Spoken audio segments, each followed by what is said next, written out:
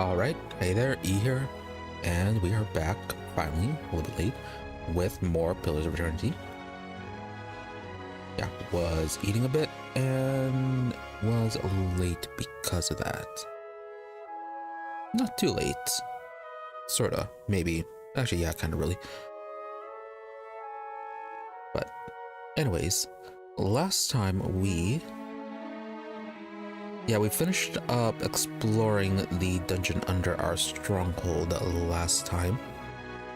Found out a bit more of how horrible the Inquitans were, some of the history, some of the rebellion related with it, helped out a small colony of Vitharak who were researching Adra, helped them out with their research, found the restless spirit of Adnua, the creator of that rune, opted to help him pass on peacefully rather than deal with trying to fight him and all of his remaining loyal spirits, and then found the master of the dungeon, who was a very old dragon that had been consuming the Adra that was infused with all the souls of the people that have been trapped there. Considered fighting them because, they were a soul-eating dragon. However, a peaceful solution presented itself with helping her become free of the dungeon by giving her a new body. We found a random dragon slayer, well, not really random dragon slayer, someone she suggested, got them to wear a special amulet, which then allowed the dragon to take over her body. So she's free, but in a human body. May work out, may not. She did speak quite highly of our party's ability, however, to stop the leaden key. So there's that. So maybe she'll help out, or maybe not. But anyways, from there, with that whole dungeon exploration done, we then proceeded to the Twin Elms area to actually start the Act 3 content, though we were a bit sidetracked as... Yeah, a bit sidetracked because we found a...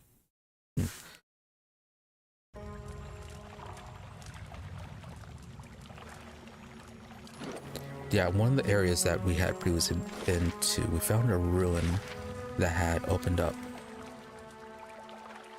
Yeah, at the gorge here. There were some ruins that didn't look like they were opened up or anything, but when we came here recently to go into Twin Elms, it suddenly opened up.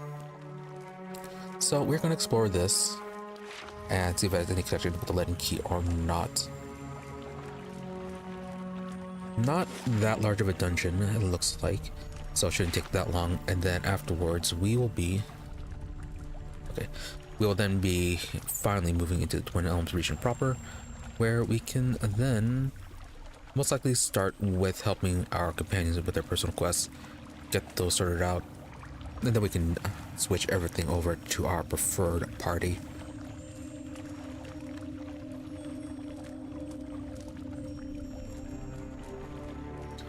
So for now, this way is just to the lower level, which we already found before. There's like a cave outside of this area that leads down to this area. This area, this area, this area. But yeah, our main route is this way. Full of new spiders too, I think. I think you're new. No, never mind. Thought you were new. Right, and then the head up here spoke before we quit last time. Said something about turning left and left again.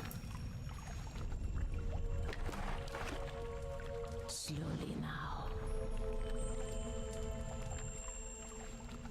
So, since a mysterious stone face said it, we are going to completely ignore it.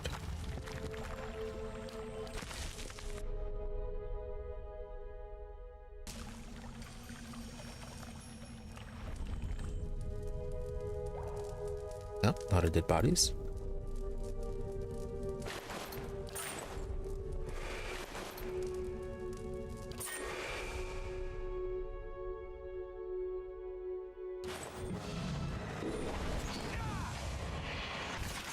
Okay, just some random specters.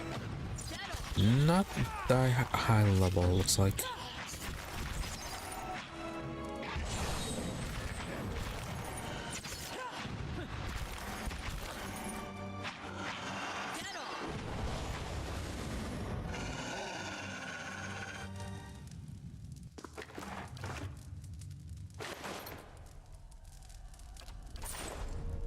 And the loot seems a bit on the lower level side.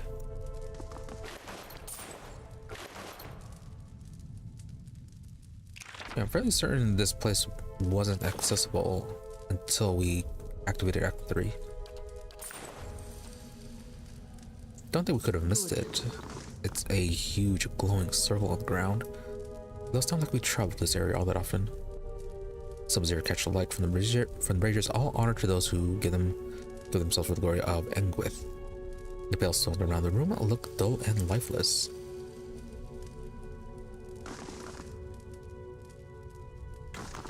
Right, we saw these stones in another ruin. Yeah, in the Gliabin Rilag. They were involved with the creation of their, I think, the Animat soldiers, their golems.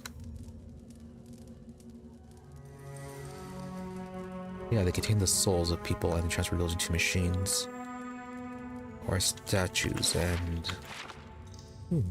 okay, oh, that there's no way through here.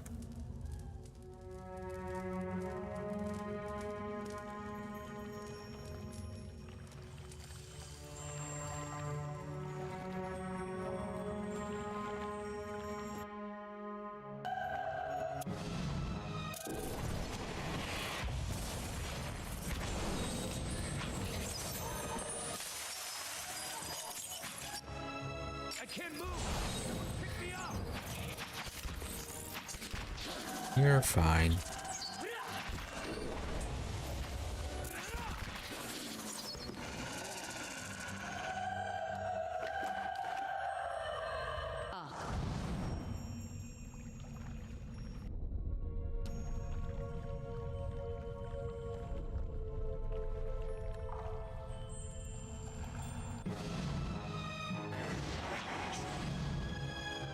Raids.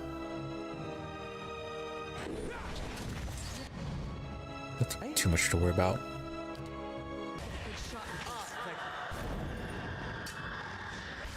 Except for the whole paralysis deal.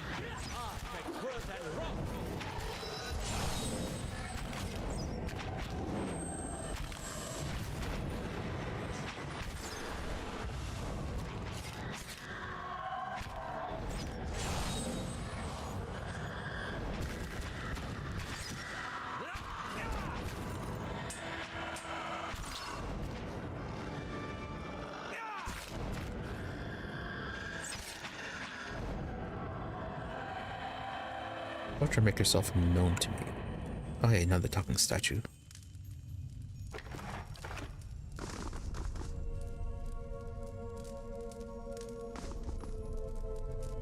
The stone face's outer eyes glow and a voice rumbles from its open mouth. The past is at the hilt of the weapon. The true warrior grasps it and knows her strength. Speak the quality that defines you.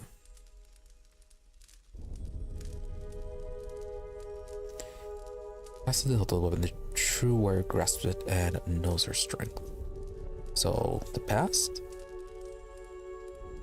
I let nothing get in the way of what needs to be done. I make the hard choices. Brave is when things are at the worst. Consistent and reliable, I can work through any obstacle with patience and dedication.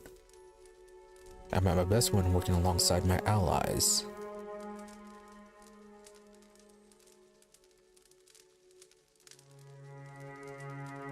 Consistent and reliable, work through any obstacles with patience and dedication. So it is with your power. A symbol burns on the wall behind the stone head.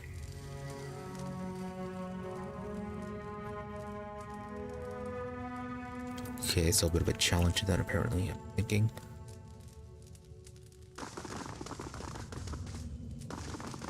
Okay, so before we proceed over there, let's see what's over on this side.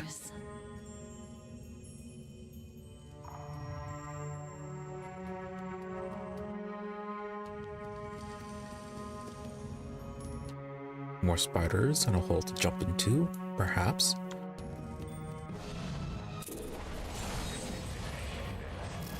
Yeah, let's get Ayla's health a bit more drained and then we can rest.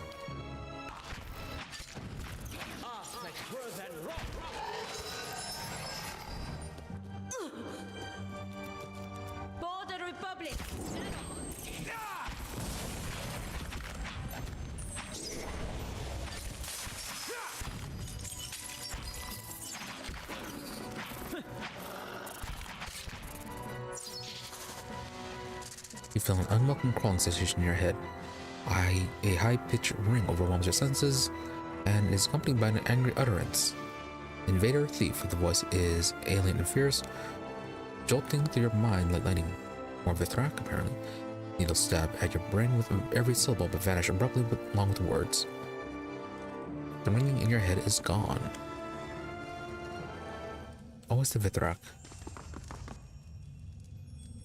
The serpentine symbols and icons of Engwith engraved on the floor resolve into words in your mind. The warriors shall call forth 2 witnesses, and they shall take up positions upon the emblem that bear testament to the character of this soul. The warrior shall ascend the dais, the soul vessel in hand, to undergo transference. Bearing a soul vessel and a weapon with the heart of Adra, the warrior may then approach the urn, and this way he shall fashion an arm worthy of his skill and ambitions. Oh, okay. So maybe not letting key related, but getting a special weapon out of this. Large tunnel curved beneath the floor and continues east. It is blocked by glistening ropes of webbing that you might be able to slide past. The walls beneath the webbing feel weak and crumbly. With the proper tools, you might be able to widen the passage. Break through the webbing, crawl under it. This is somebody's home, and the Vithrak have mostly generally been peaceful. So yeah, try not to destroy anything. Crawl under the webbing. Inching forward on your hands and knees, you feel the slimy webbing stick to your back. Your moves become slow and labored, and it takes all your might to break free. By the time you crawl out the tunnel, you're coated in the sticky strands. I wonder what this is. Small trap, don't worry about it. You already activated it. Okay, and it was the other side of this little pit. Well, not the pit, but this area. And I'm guessing this is the return path. Slowly now.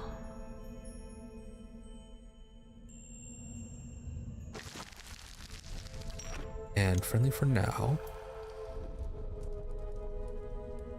And the fire shows me something new.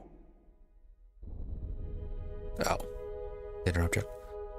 So, Nidrik, were you the one who was talking to us?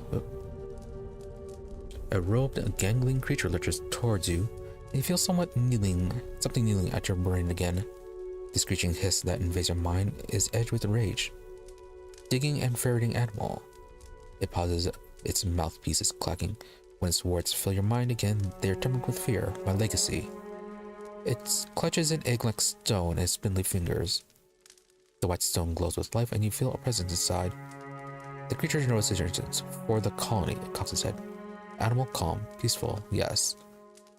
Its thoughts echo back to you from within the stone. It occurs to you that a piece of the creature's soul is somehow housed within it. Yeah, we know that the Adra, that those egg-like structures were used for the transfers of souls. So maybe this one got its soul trapped a little bit. Legacy colony. The segmented mouth parts scrape together. Young are always few, slow to hatch, fragile. The creature indicates itself with a hairy bandage. Last of colony, soon to die. It draws the stone closer to its narrow chest. Long dead animals put spirit stuff in metal. It points behind it. I keep spirit stuff in stone. Take the new colony. Colony alone is weak. Young, frail, empty of wisdom, but 2 colonies together survive, make a strong colony. Need legacy to guide a new colony, keep strong. You can leave and I won't attack you. Go and may there be peace between our kinds. Sure. The black unblinking eyes stare back at you. Warm relief gushes into your mind. Knows peace and gentleness it does. Go, bring legacy, many thanks. Oh, you're not gonna take your spider with you.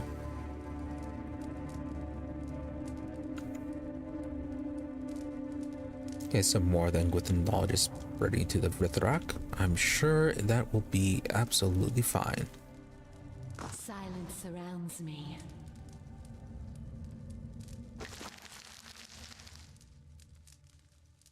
Versus Enduring and Andra Eniak. So what's behind this? Glad Haliath. Unique spear. That's unique, but nothing too special.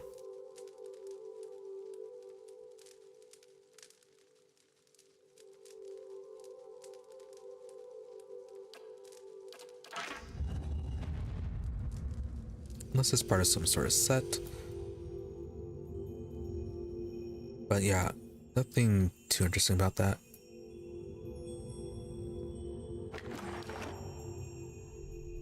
Alright, back we go.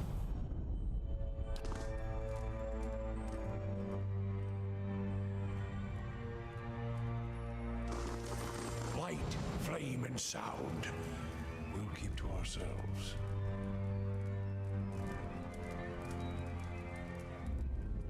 Oh, right. This is mentioned about a stone. Probably could have taken that and used that over here to get a special weapon. Maybe use it with that spear to enhance it in some way.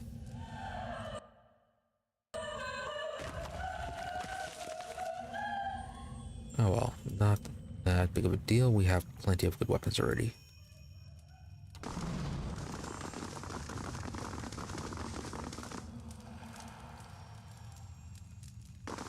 I'm on the trail.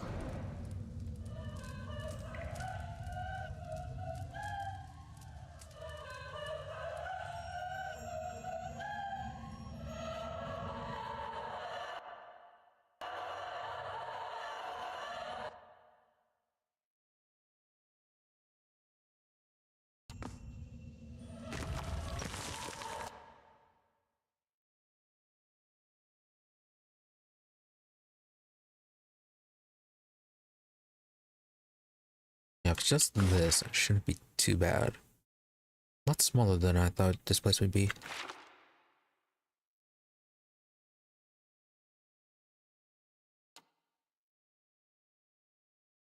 Right then. There shouldn't be anything too dangerous after this little group here.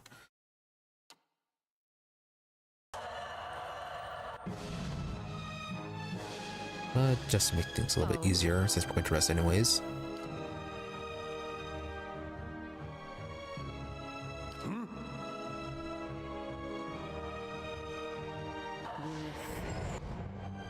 How may I help?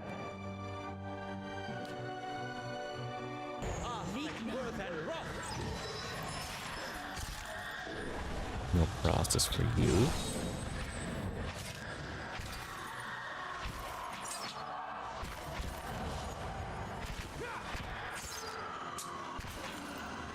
That's not very helpful.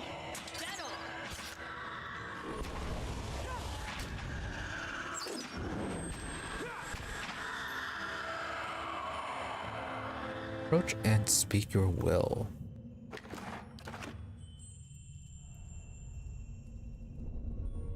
Oh, and maybe we ended up messing up this little bit of a quest because we let that Vithrak leave.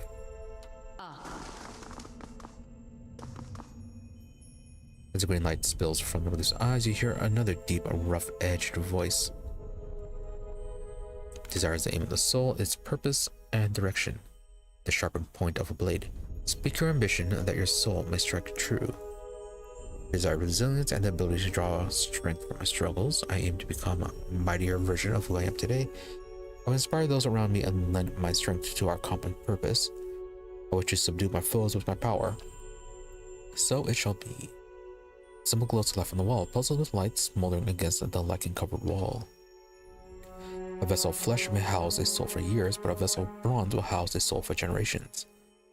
Enter the water and choose a vessel of stone.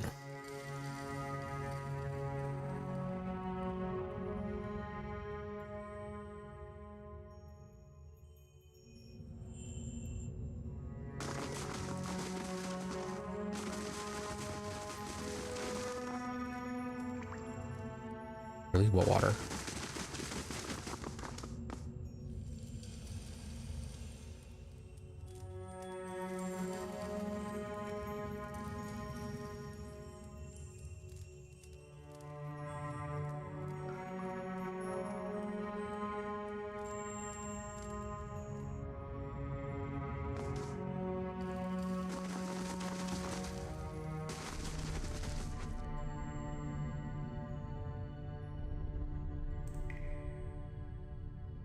Feel firmly fixed in place, but there's a hollow where one appears to have been removed.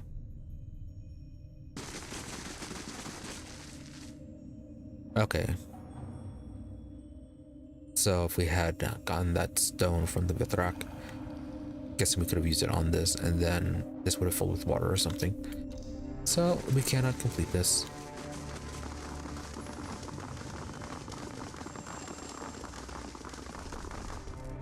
And then probably roulette here for something else. Okay, so this ended up being a whole lot of nothing.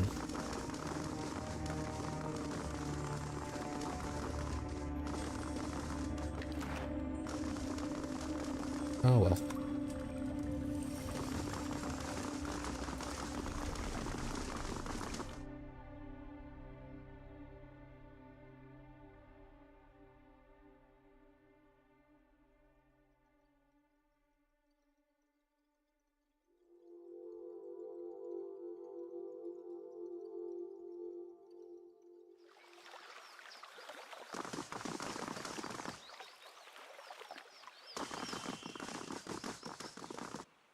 Alright, off to Twin Elms we go. I wonder if the spores respond.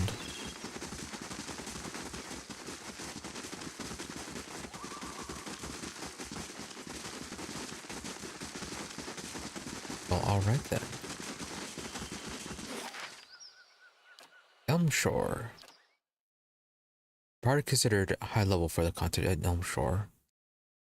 If you would like, the critical path can be increased in difficulty to give you more of a challenge. The rewards you receive will be the same regardless of the option you choose. Your choice cannot be changed once it has been selected.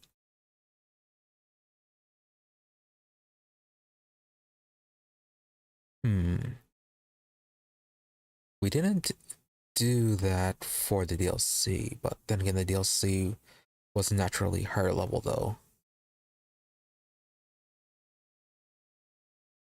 Yeah, well, this one would have been with the lower level cap.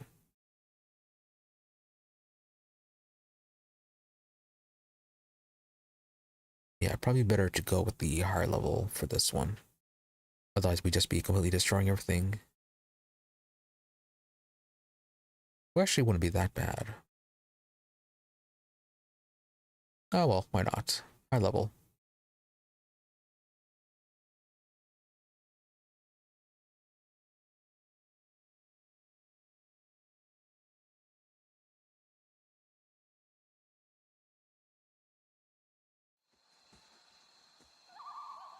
How bad can it be? On to Arch, dead ahead.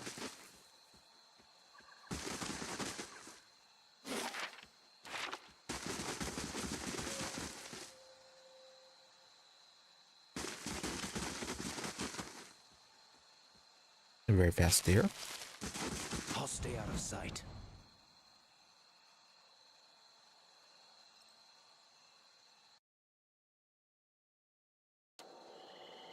Hey, ogres.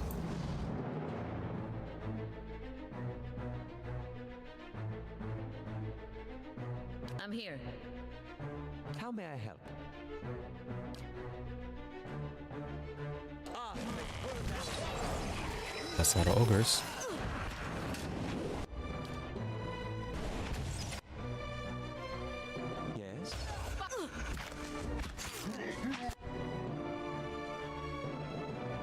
We are gonna rest here pretty soon.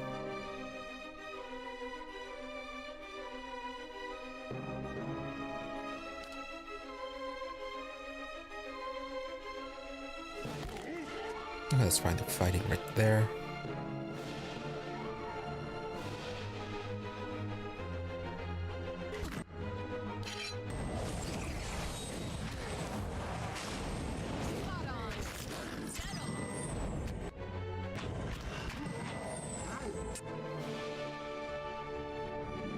Right, what level spell was that?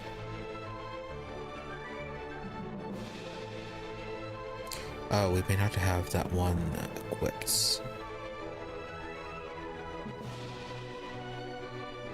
Yeah, that's what we're here for. Well, alright then.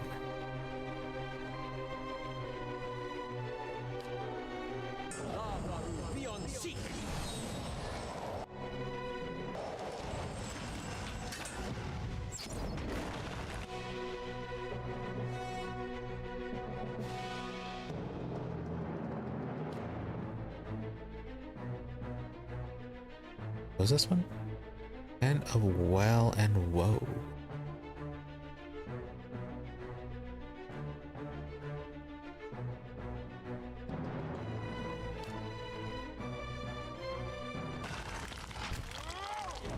Good shot with this. Our neck were than rock. So much for our mighty hunt.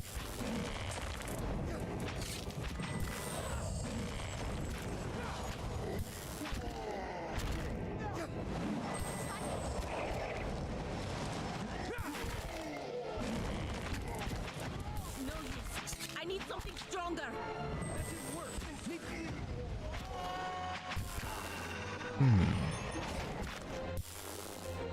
Maybe we should have gone with the standard.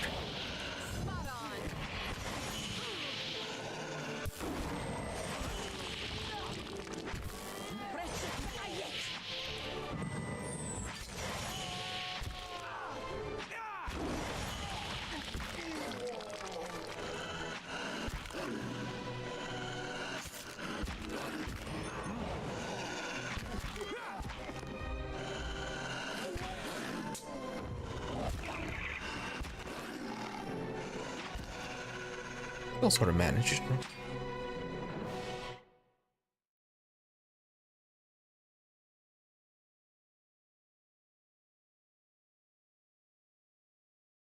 Where's the autosave at?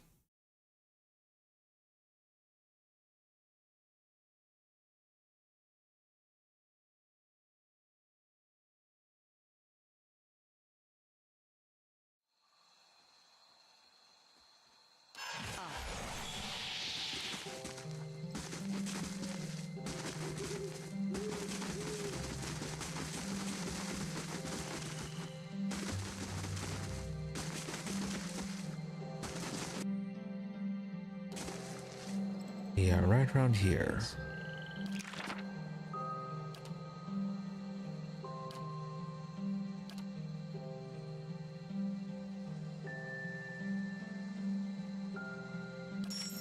No phantom, get confusion.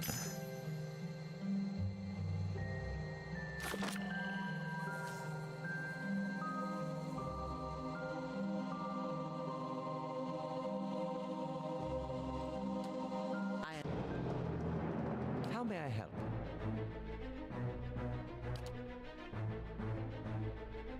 Understand.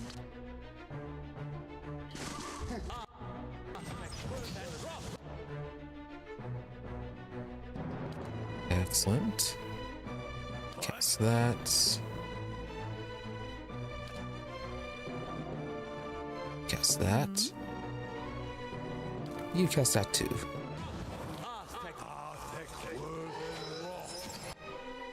Oh, that's not going to be a good time for you two. Spot on.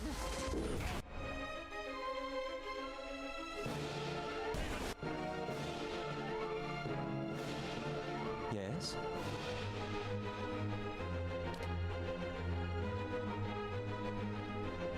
Oh?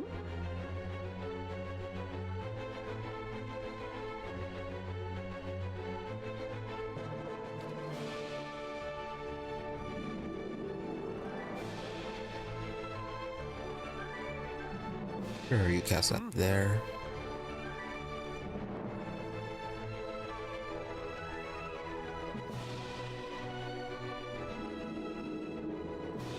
There was something that caused like fire damage.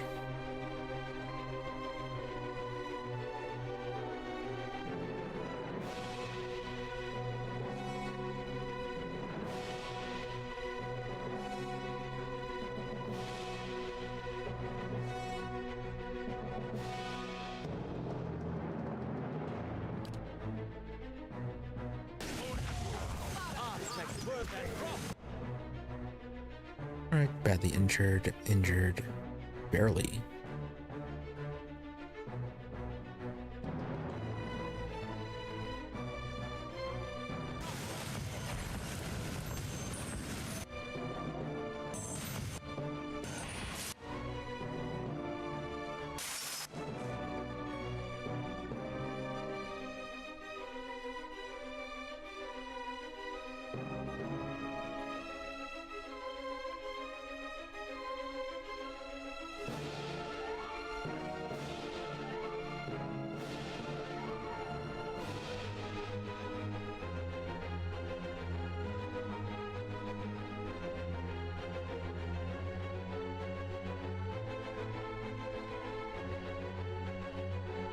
There it is, burn damage.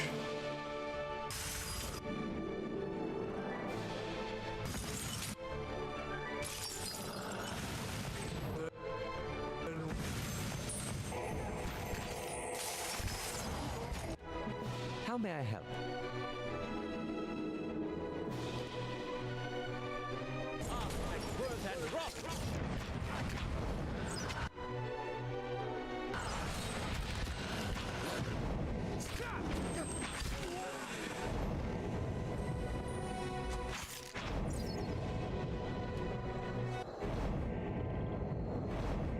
Right, fights are definitely tougher.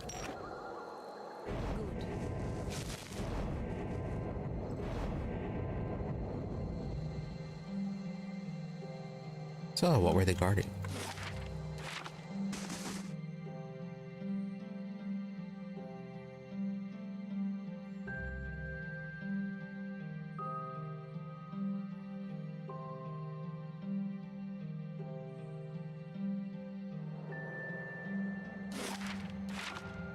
I'll see what I can find. Bears and more ogres. Yes?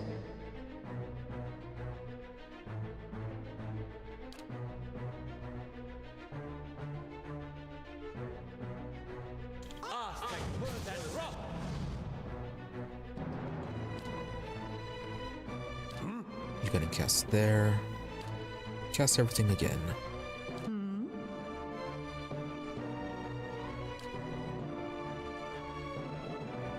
Need something?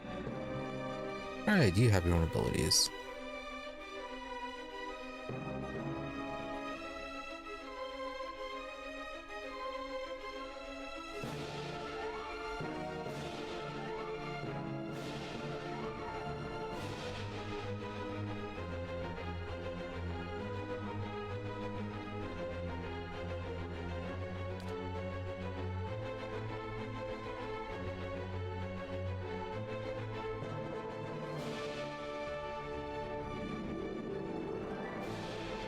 Oh, okay.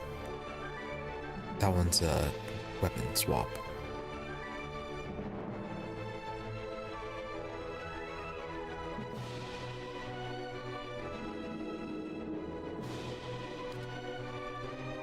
Right, cast it instead.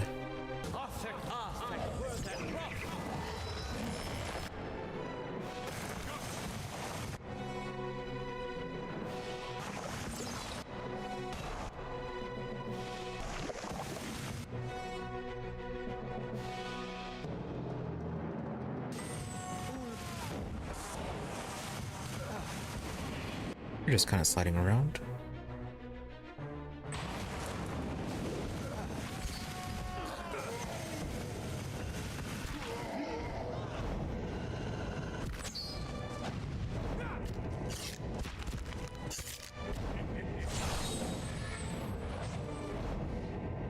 Alright, might have been a bit overkill on that.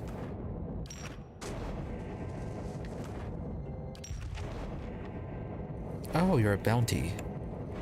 That's why you were difficult.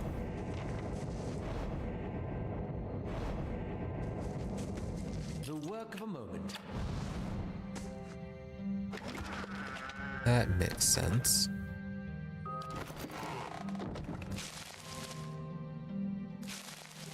Right, so who's the other bounty then?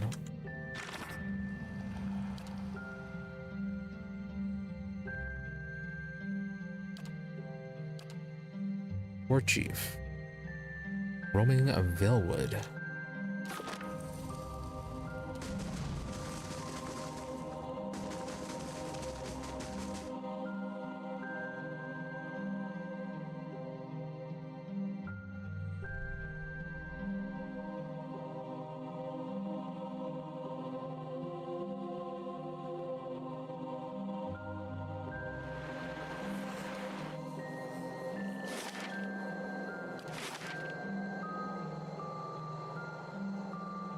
Elm Shore now.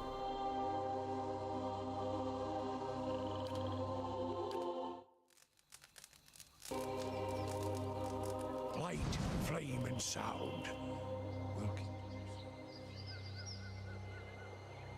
What do you suppose that bally thing is? What is what?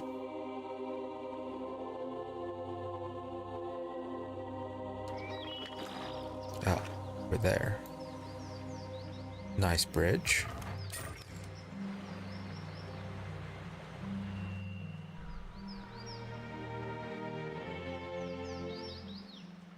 Audra Arch, dead ahead. Yeah, as you say that again. Lights. How may I help?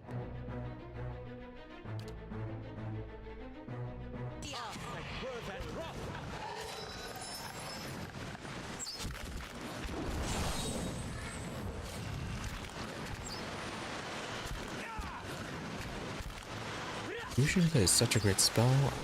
I really wish we had been using that much sooner.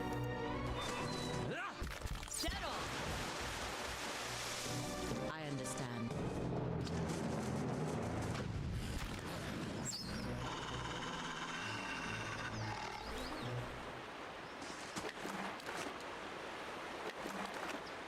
Margaret's fire. Alright, very casts much light. not bad.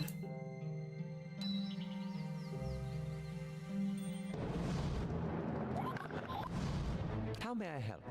It's gonna keep up like that, then we definitely made a right choice in upping the difficulty.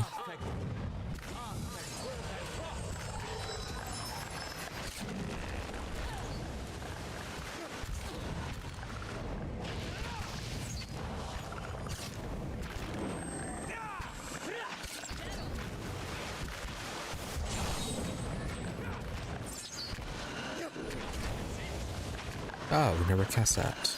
No, we did. That was weird.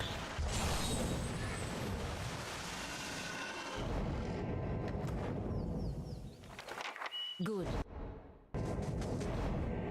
Silence surrounds me.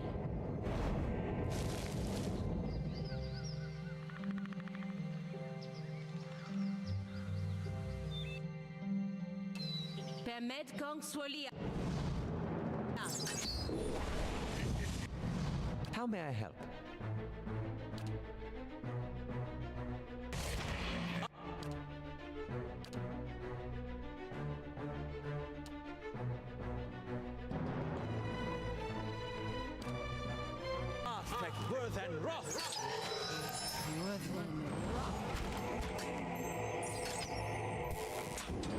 You have a weird pathfinding trip.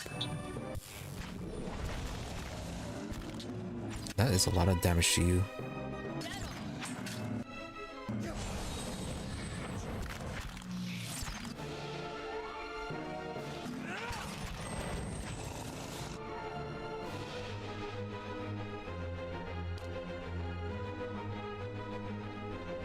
Are you buffed in incapacity?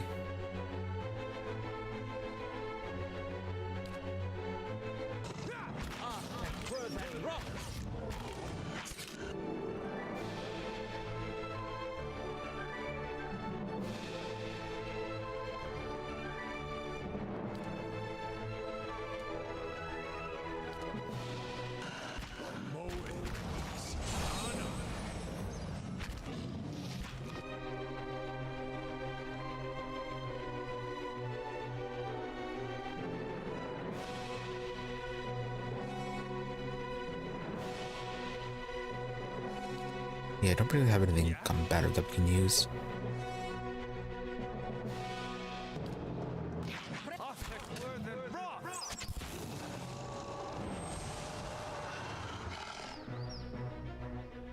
Yeah, another ability that we should have been using at the start of fights. I'll see what I can find. Oh, that is a big Audra Arch. I was wondering what you were talking about. Is that part of your quest? Might be.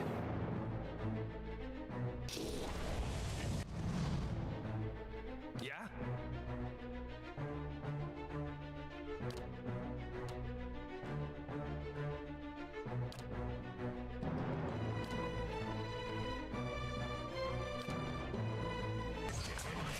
How may I help?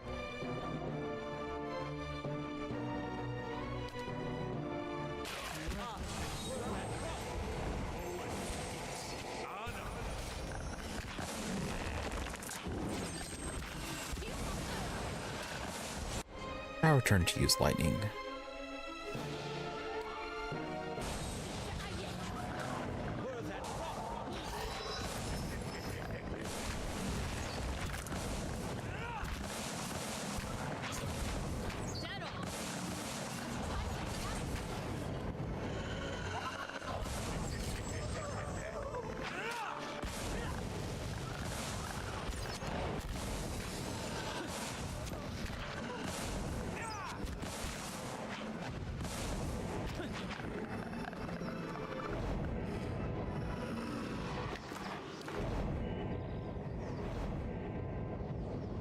Alright, now let's see what this is. The Audra Arch looms in front of you just as you saw it through Persok's eyes. Sagani turns, watching the trees for a moment for movement. As the arch's shadow falls over you, the wooded shore fades into a different scene. You're standing in another forest, blackened bare trunks claw the way out of the soil and keep a solemn vigil over the young trees and tender shrubs. You move slowly through the woods and the ruins scattered throughout them. Stone pillars and broken arches show the bones of some destroyed buildings. Between and amidst all are elves and orlins, their faces painted and their bows drawn. Seeing this exact location, have we? Burnt trees come from the ruins. There's that black meadow for the burned plains. For the burned trees. Examine the trees. The such charred trunks look like the aftermath of the war of black trees. Battles were fought all over the Deerwood and Air Glanfath, and many of the deadliest fronts developed along the borders and behind major Glanfathan settlements.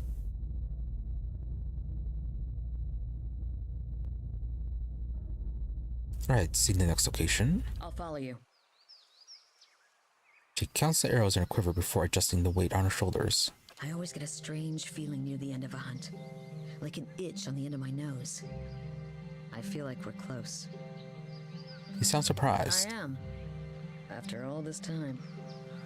A part of me had already accepted that I'd never find him. That I'd be stuck wandering like this forever. I'll admit, I didn't believe you at first. Still didn't until now. Yeah, what changed? I haven't spent this much time around anyone since the long hunts in Nasitak. But I've gotten to know you, seen how you deal with Kith. Whatever else you turn out to be when we find Theos, you're honest. I know you wouldn't lead me astray in this. What a nice thanks. No one's done this much for me in a very long time. Feels almost like I'm part of a village again. Alright. Base have a good reputation. What will you do after this is over? Good question. She runs her hand over the smooth, chiseled surface of the arch. After 5 years, I'm not sure what the point of this is. Persok has moved on, and while I'm out here, everyone in Masak is carrying on as normal. That'll be the case whether I come back having found Persok or die out here. To be honest, I'm not sure what that means for me. She thumps the Audra wall with the heel of her hand, but I'm getting ahead of myself. First, we've got to find Persok, and as well as your quarry, Joy. Should give me time to figure out what I'll say to him. What do you think you'll tell Persok? I guess that depends on who he is now. I'd like to think that traveling for 5 years entitles me to give him a solid earful about all of it. But what really matters to someone in Persoc's position? The village he left behind? The family he likely won't remember?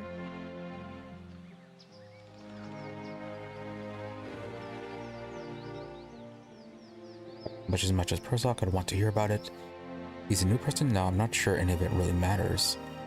I'm sure you'll know what to do. I wish my fractured memories told me more about the people closest to me. No, he is a new person. Doesn't really matter. If none of this matters, then what's the point of me even finding him? Or of you finding Theos, for that matter? No point. Circumstances have forced us into these roles. We're doing this for others. For Mossack, for the Deerwood, I mean, sorta. Moving on with our present lives, there's no point. Circumstances have forced us into these roles. Yeah, no, moving on with our present lives. Feels like it'd be the most appropriate. Now that we've gotten that cheerful thought out of the way, I'm ready for some new scenery. Or a drink. Anything else you'd like to say?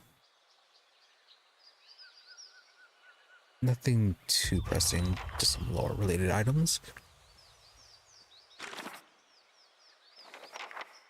Locate the Black Forest from the vision.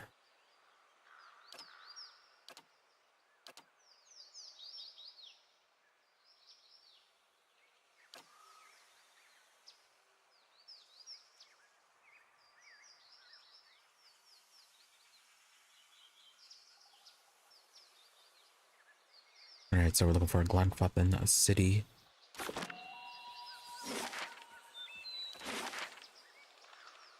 Elmsbury Church Song, Burial Isle, Old Song. Maybe somewhere around hereabouts.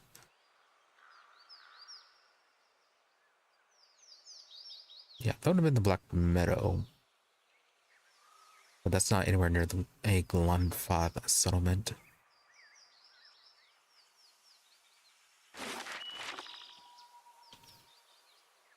Well, it would be a very quick check if we absolutely need to. Good.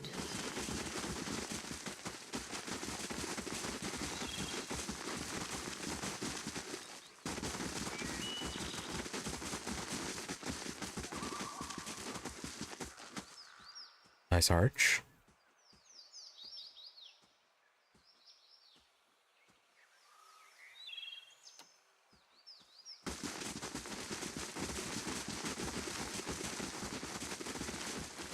Is that it from the side? No, it is not.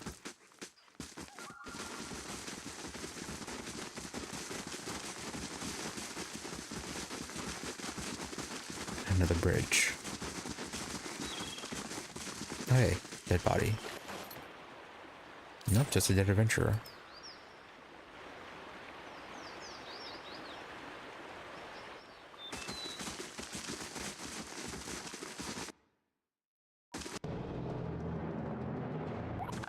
Lots of dead adventurers.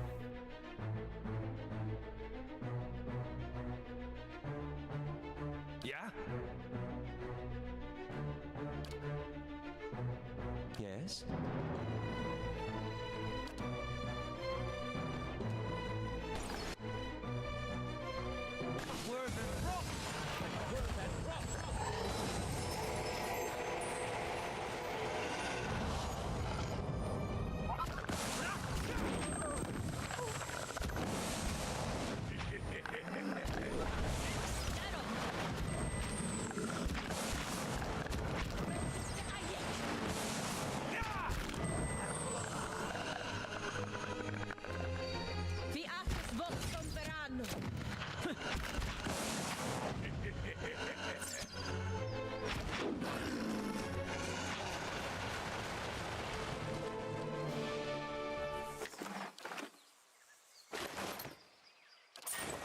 Quiet.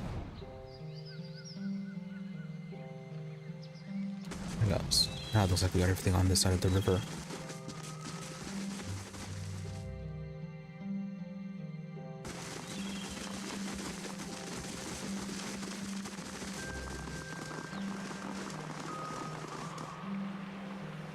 Oh, Anyone suspected of treachery must be reported at once.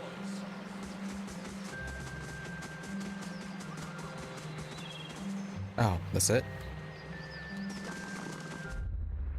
Good, you have come. You have heard of the recent defections from our order caused by this apostate in Kratom. An answer floats to the surface of your consciousness, remembered from ages ago. Yes, I have. This is a dangerous woman whose lies spread like plague. She inspires chaos, sows conflict. Because of these unusual circumstances, I am speaking to all our initiates personally to ensure there is no more dissension. I mean, because she was one of us? Who she was no longer matters. If her following continues to grow, there will be war, and all our work will be undone. You were recruited from Kratom, were you not? You must have known this heretic woman, Yavara.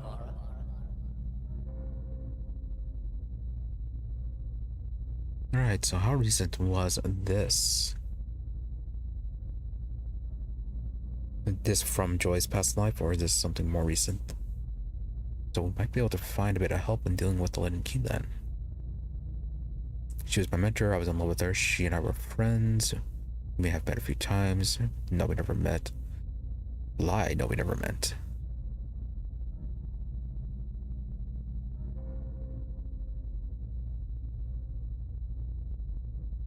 I don't think it would matter too much.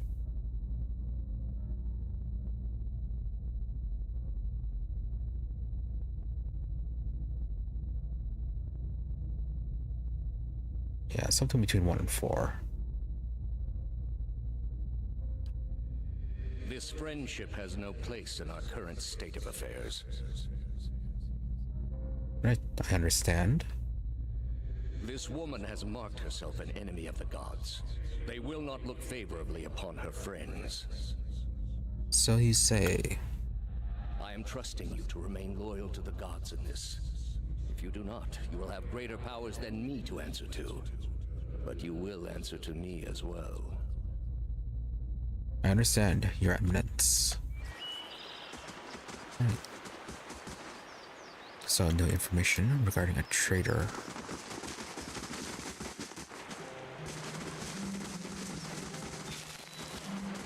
Slow and silent.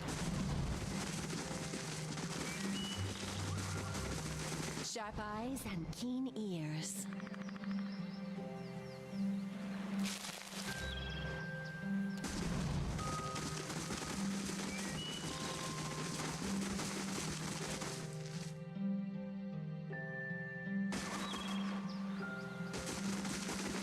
Very small bit of land here. Does this open up anything? Opens up Hearth Song.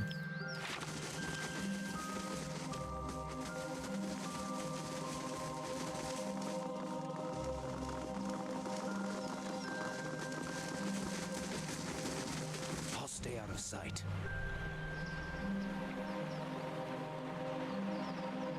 Simple land bridge.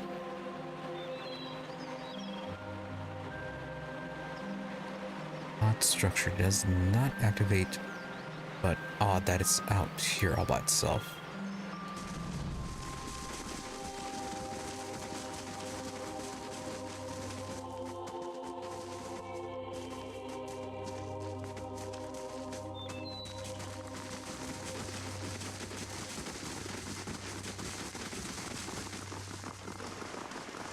Nice and quiet.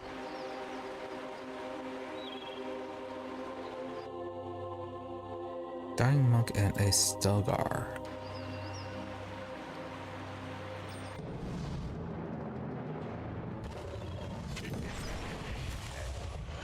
Just you two?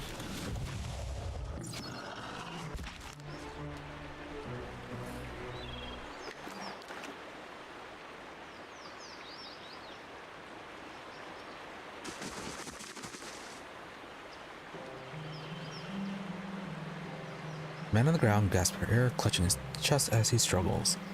On closer examination, you see his red cloak obscures the full extent of his injuries. His face widens and blood pools around him. Please, traveler. Reaches out arduously, extending his hand to you. Alright, help him get to his feet. I mean, we could actually be healing him instead of making him stand up despite his injuries. No, he moans, slipping out of your grip.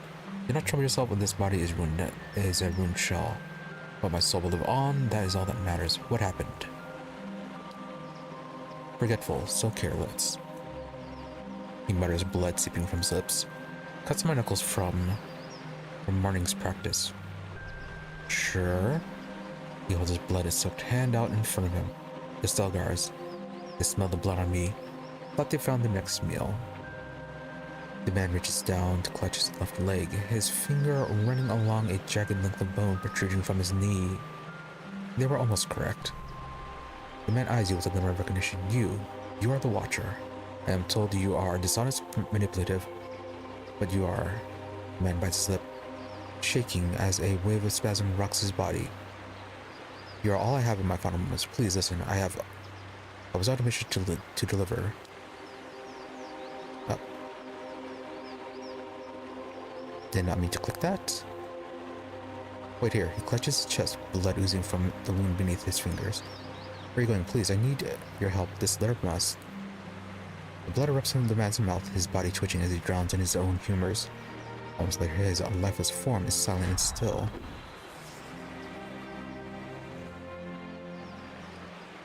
Yeah, reload that because I did not mean to click that.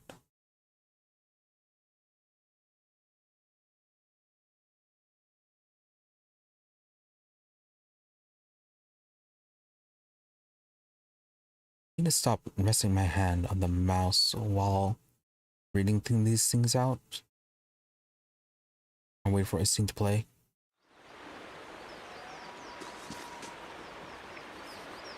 Alright, what happened? I forgot about careless, etc. I'm not going to lie, your wounds look too severe to be helped. But about his misery, this will be quick. But still allow me to tend to your wounds. As you move close to help, the monk places his hand on yours and gently rebuffs your efforts with his remaining strength. Your intentions are kind, but I must embrace my suffering and ready my soul for its next journey. Are you part of the Leaden Key? This must be delivered to my order. The monk weakly grasps for a satchel drawing from a messenger scroll case. Take it. He rasps, waving the missive at you. It needs to be carried to the celestial sapling. Give this to my brothers. They will reward you. Do not open it. The contents are for my brothers only. If the seal is broken, they will. Blood erupts from the man's mouth, streams of red oozing down his neck. His head slumps backward and his body goes still. Examine the scroll case. The scroll case is crafted of darkly stained oak in the likeness of a thin tower. Along its leg, 5 wax seals adorn the case, each with its own symbol: a small flame, an open palm, crescent moon, a shining sun, and a balanced scale. This is would more than likely break if we were to try to open the case. Alright, still in the pack.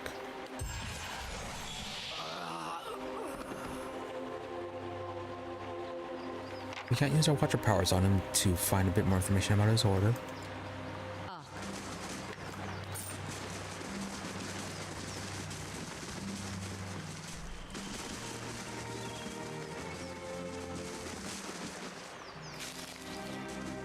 So that is it for this area. Still no clue what this is about.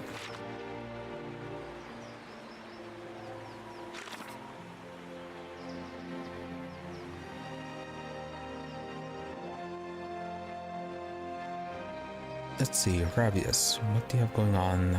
What do we need to look for you? Okay, Druiden's Twin Elms. Alpalagina. Between the Glenfuthans and the Valiant Republics. Again, it's in Twin Elms.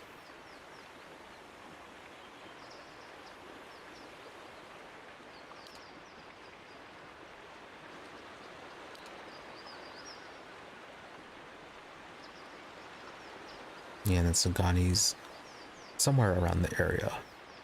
And Durant's just still traveling with them.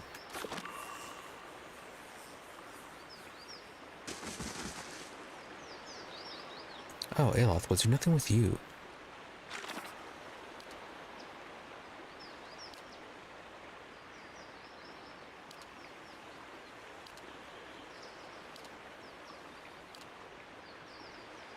Oh, we might be able to drop Aloth then and pick up Grieving Mother.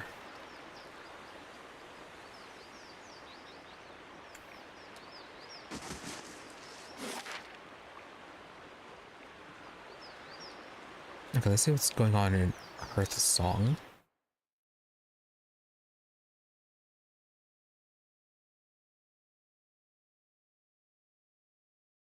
Actually, no, because we might miss out on some things. Yeah, let's head back and pick up the Grieving Mother.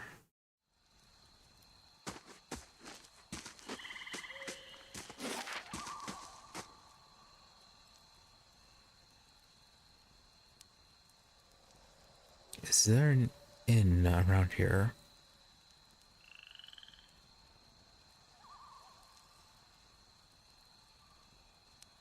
Maybe Passage Road 6? Are you an inn? Assassin at Large. Estromar still. Tread carefully, Estromar. The warrior saunters over, a sneer of suspicion visible beneath that streaks of paint. He glances at your gear before favoring you with a long look. Another fugitive from the burning city. The 6 tribes of Air Glanfath welcome you to Twin Elms. Before you lies the Hearth Song district. You are free to explore it, but do not let your feet stray into the other districts. Those are forbidden to Estromorn. What can you tell me about Twin Elms? The city is sacred to all Glanfathans, as it is a place where our ancestors first encountered the Builders. The fated meeting turned our people from generations of wandering to a permanent home among the Builders' relics. When the Builders commanded us to settle here, they allowed us the unique privilege to live among the structures here. It is the only place in Air Glanfath where this is permitted. Yeah, they worship the Engwithans, and we know that Engwithans weren't that nice. Yeah, most likely they were slaves, and then they kind of rewrote history to make themselves not slaves, but chosen ones. Perhaps, or maybe they were, or maybe just the ones at Bad Noah were the ones who were terrible. The sacred city is divided into 4 districts. Hearth Song, the common district. Old Song, the site of our temples. Elms Reach, home of Delmgon and Druids. And the Burial Isles, which is the most sacred place in the city.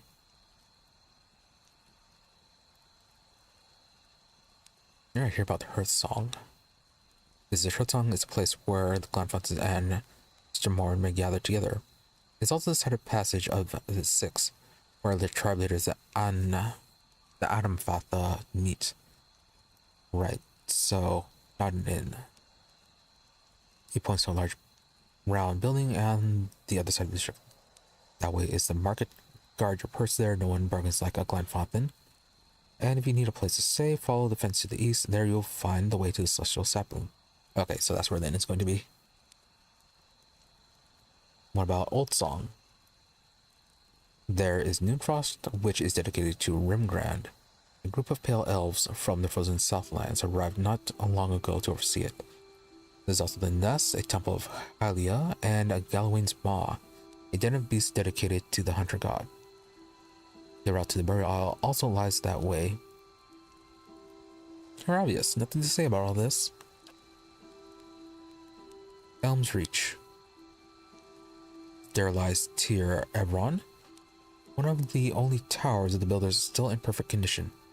2 great elm trees twine around it. Even the mightiest works of the gods protect the works of the Builders.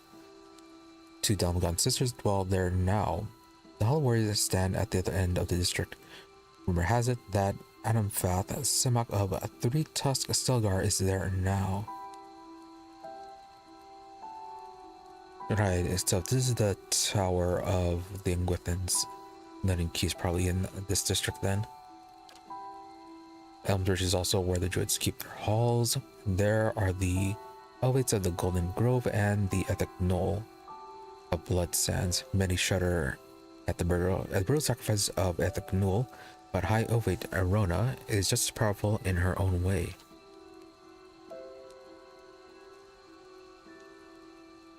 Right, so that area is where Haravis needs to go. Now watch your friend, Haravis pipes up from behind you. I'd be honored to accompany you to Elm's Reach to meet those druids, though I'm a bit wary of any circles with a reputation for brutal sacrifices. Right, so if Haravis escorts us there, can we actually go there? Or would we still be banned? Then as for the Burial Isle, it is a place where Anima Fatha are laid to rest among stones placed by the builders. They said the souls of some of Anima Fatha linger there still. The way lies through Old Song, it is the holiest place in all of Twin Elms. Yeah, we may about to find a bunch of unhappy spirits there, considering how the Engwithans deal or make use of Adra and souls. A whole bunch of trapped people down there, most likely. Feels like it. It makes sense for it. That's all I want to know. Why is it forbidden to enter the remaining districts? Twin Elms is a sacred city built where the first keepers of stone met the builders. It exists alongside the work of the builders, and is the only place in all of Irglanfell where it's permitted to set foot among these sacred places. Yashmorn, however, did not have proper respect for the stones here. His words trigger something in your memory. You see an image of a perfect cube of Adra. Just as quickly, the image fades. A leader of one of the tribes could give you the permission of the city. Only Anamfath Bethuel is present in the Passage of the Six today, and she has her own troubles. He jerks his head at a long hut in the Building District. Alright, any other questions? Alright, builders. So Engwithan's correct? Yeah. And then, okay, don't want to elaborate on that. What about Keepers of Stone? Oldest of the 6 tribes. Up the stairs and in the Passage of the Six, there is where our Anamfatha gather. Bethuel, the Anamfath of the Gilded Compass, can tell you more. I don't know if Keeper of the Stone, someone betrayed the other tribes. Oh, maybe they're working with Leaden Key. Alright then, keep that in mind. Best I keep your visit brief. Word has reached our ears that the riots have ended and the gates of Defiance Bay have opened once more. Oh. Alright, Defiance Bay's open. I've never been this far into Irglanfell before.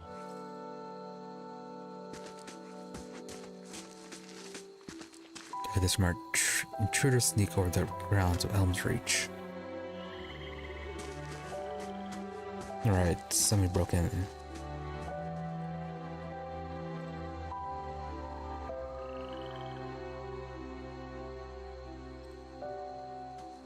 Oh, it's Elm's Reach. Not Tir Ebron.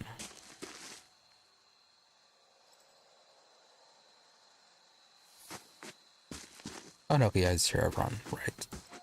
So, Leaden Key is already there.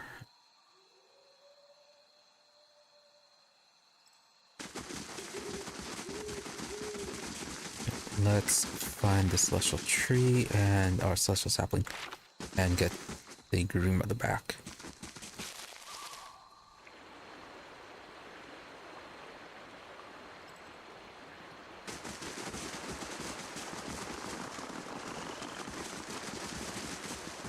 Merely the ground for the witch has so many useless twigs and herbs. If she take me for a fool, this will not stand. I have been swindled, and Alara will pay for what she did. Will she now?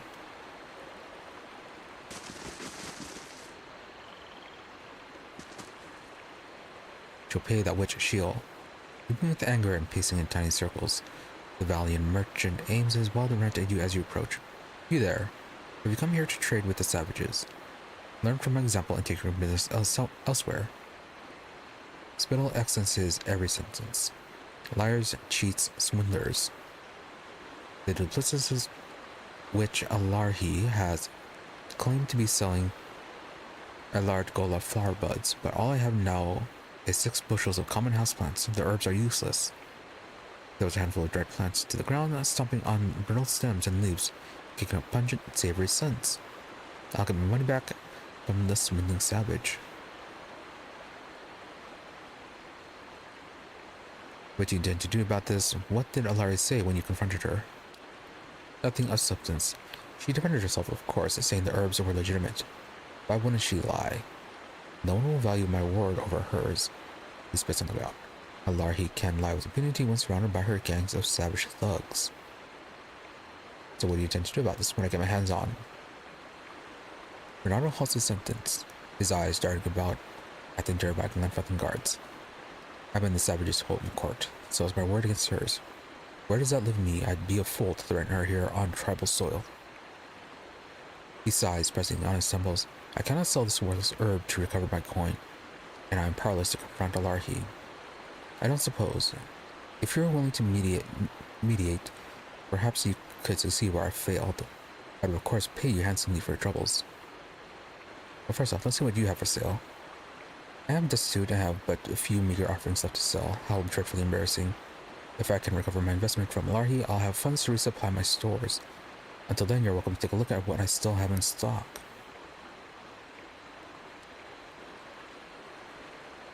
Alright, bunch of simple herbs. Oh, cave coral. That was... yeah, I think that's useful for one of the higher tier crafting items. Let's look at that one.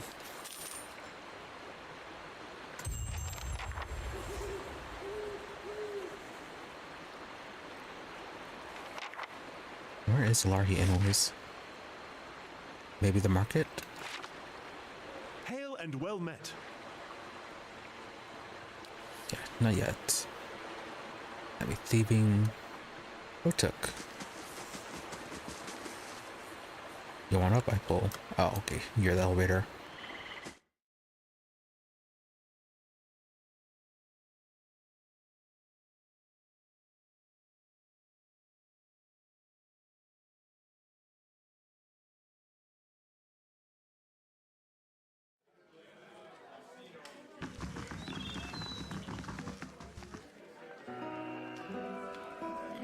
Villager, wolf companion, deerwooden, valiant man. Frightened man. I looks up sharply as you approach, eyes going wide. You're the one he's looking for. You killed Lord Radric. How dare you accuse me of something so heinous? I mean, we did, so what if we did? No, you don't understand. It didn't work. One of the guards at the keep was one of the guards. He's killed most of them, the ones you didn't. Kolsky didn't last very long. Nothing but empty air, him. Nice enough to work for, I mean. Much nicer, but that didn't help him when Redrick came back. God, says Grim. Okay, so he's back. His eyes, it was like he was burning inside. He says he's coming back to lead us, like before. Says he's going to kill you for what you've done. I told him I'd find you, give you his challenge, do it all honorable, that sort of thing. He let me go, and I kept on running as far as my coin let me. He laughed weakly. Funny, me running to you now. He's going to have to wait. I have more important things to do. I suppose you have some kind of trap waiting for me back there. I mean, I have a chance to kill him again. How could I refuse? And what's your stake in all this? What? Nothing. I don't mean to go back there as long as I live.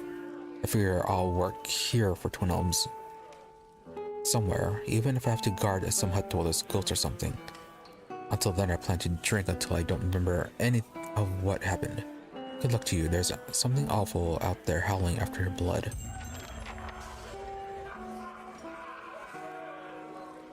Really, champion of Bareth.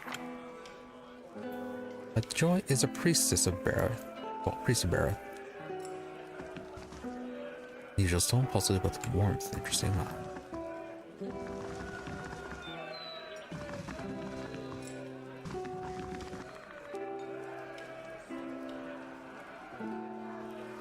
Right, if we're going to go back there, let's bring something of the original party. Hail and well met. I'm always glad to see your face and take a seat where you like. My friend, it seems you have walked a long road. Yeah, basic dialogue. Spirit Spiral. Represent melee damage.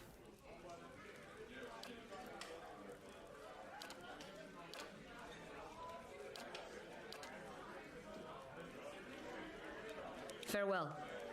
Alright then, Sagani, Ramius, we're going to teach you for now. Step.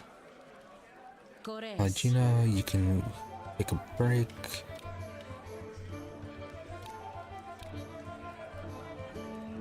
Yeah, I think we had Durant's, or not Durant's, Kana.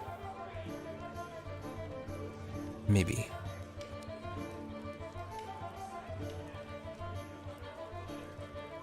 Yeah, we'll bring this group.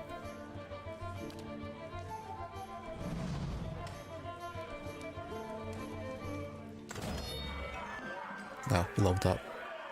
Even Mother.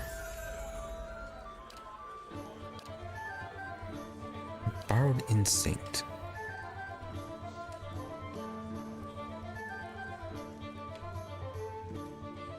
Okay, lowers enemy intellect and perception while boosting her accuracy, reflection, and other defenses. It's okay. Anything else that we'd want?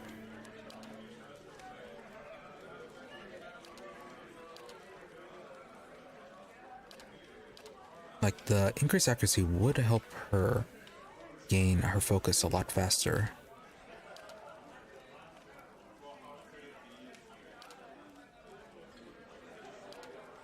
Secret Horse wouldn't be bad either.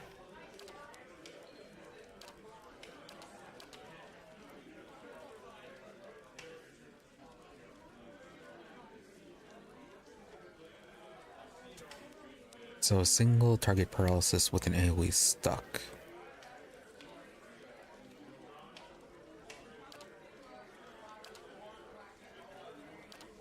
Let's go and Borrowed Instinct then.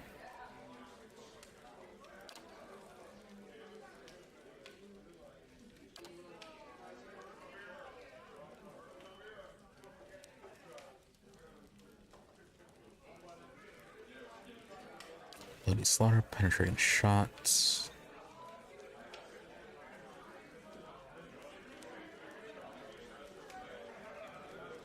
Yeah, that's right, enemies with low endurance. Doesn't say what low endurance actually is.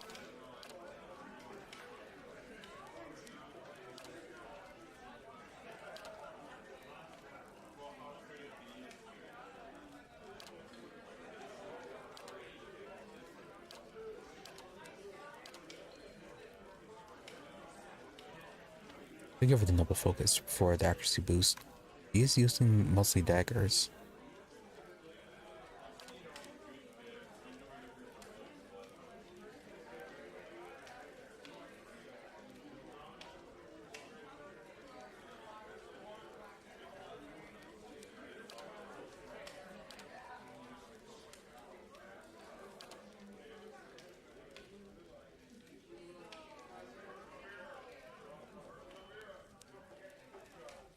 Oh, interrupting blows would also be good.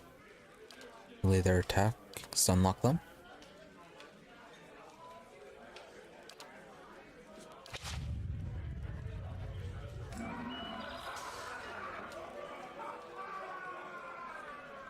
Good day to you.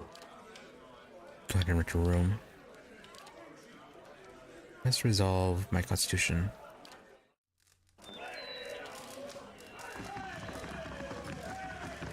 Okay, before we leave, we'll take care of that guy's little market issue.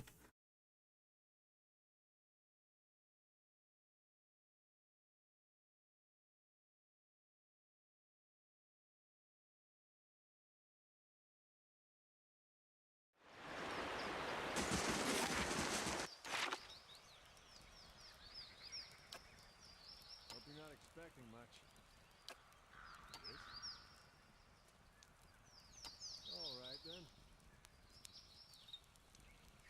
Oh, neat. Builder's Earth.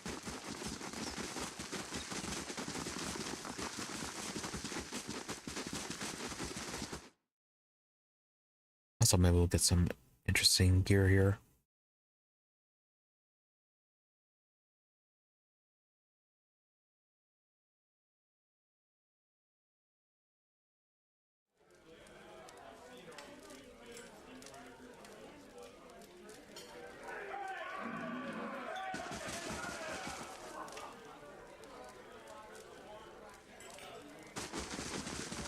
Renat, Tamra, Dirwin, Mazdine, Ewan, Dendam, Hard Bargain.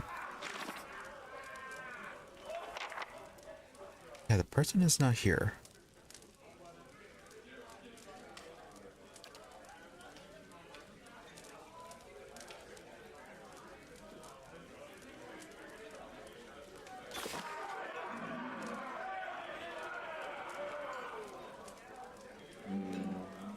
Many Alright, blessings, turn up. traveler.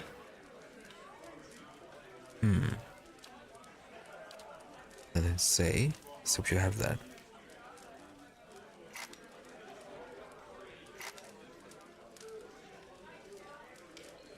Some unique weapons.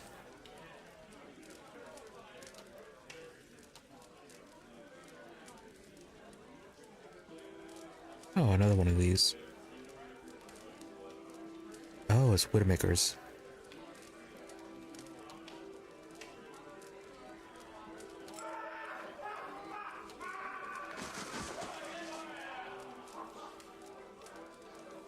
Young girl looks about the mark with a disinterested gaze. As you near, she snaps your attention and straightens her posture.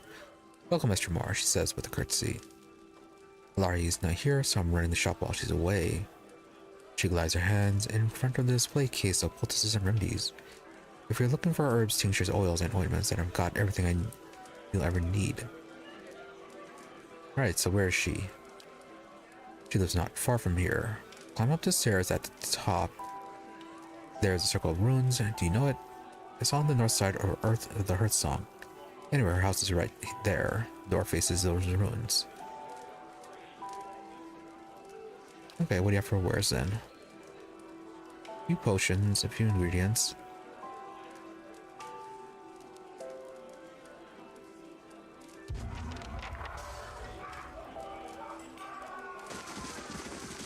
Nothing we'd want. What do you have? Just food items? Alright. What about you?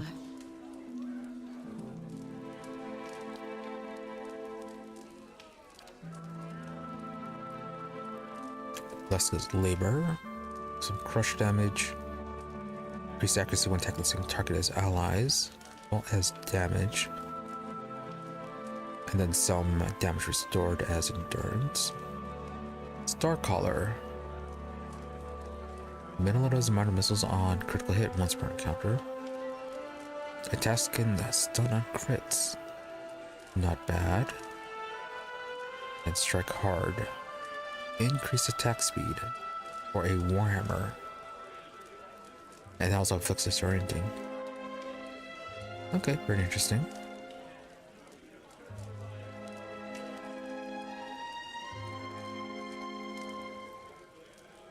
Credit pains. Just a bit of resolve with you. Lost metal mail. Medium armor with some +1 endurance spur. 1 for 3 second.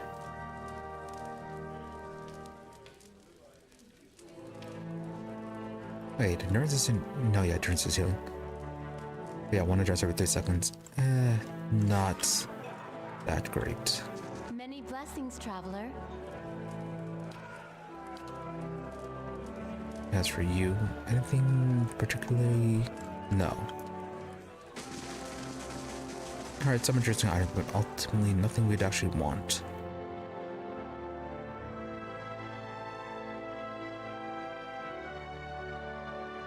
Yeah, I believe that she's in one of the districts we can't actually reach.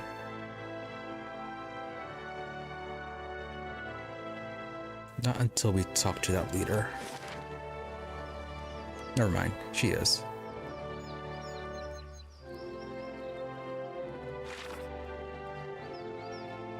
Northern edge, up the stairs from the marketplace.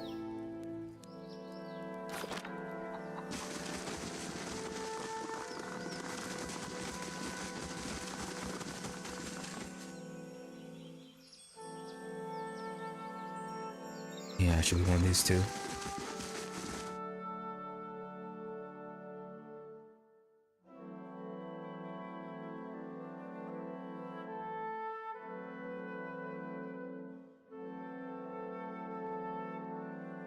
Achievement Explorer. Visit every map excluding those in the White March. Really? Really, we've seen everything. Okay.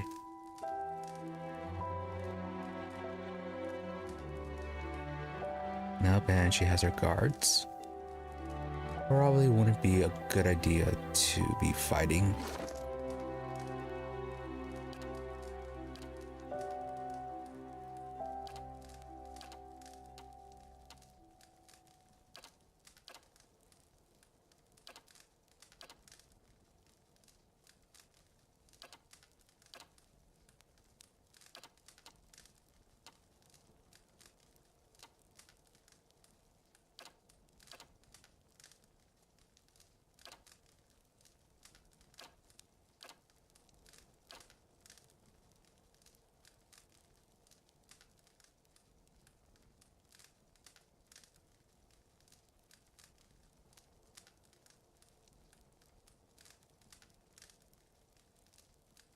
Yeah, I don't want you using your powers because there are particular abilities we prefer you to use.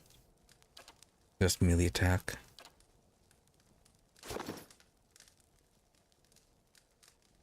Right, yeah, how peaceful can we make this? An old everyone stands tall and proud, surrounded by Glanfathan warriors that study your every move. You speak on Renato's behalf, I presume. I knew he would convince someone to do his bidding. I did not suspect it would be the Estremar involved in all the chaos I defined as Bay. She tilts her head to his side and blinks slowly. Does the presence of my armed entourage concern you? You were expecting a defenseless shopkeeper, am I right? Alarhi raises her dye-stained hand just as one of her guards begin to lurch forward. Stillness, she barks at her attendant. Give the Estremar a chance to speak. Yeah, your guards don't exactly concern us, exactly. Not directly anyways. More concerned about the trouble we'd have if we killed you all. We're not the wooden beasts. Here, hospitality reigns. Sure, it does. Alarhi nods to you, holding up an open hand, her palm and fingers covered in blue and green dye. Envoy the Valiant, speak the message you were sent to deliver.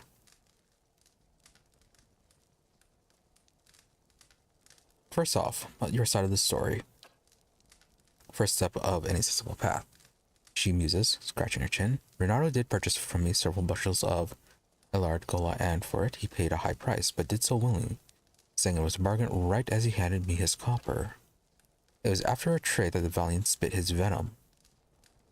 Renato accused me of trickery, of fraud, claiming I delivered withered likenesses of Elard Goldra and not the genuine root. Such nerve, for in truth he is beyond the help of Elard Gola. She holds a blue-dyed finger in the air before curling it down slowly, smiling as she does. Renato's old bow isn't firm enough for a full draw. No amount of Elard Gola will give him the spear of a young hunter. A fair deal was made, and now Renato objects, angry that his withered family plow is beyond herbal remedies. I've never sold anyone a remedy I knew to be false. If Renato does not silence his slanderous tongue, we will do it for him.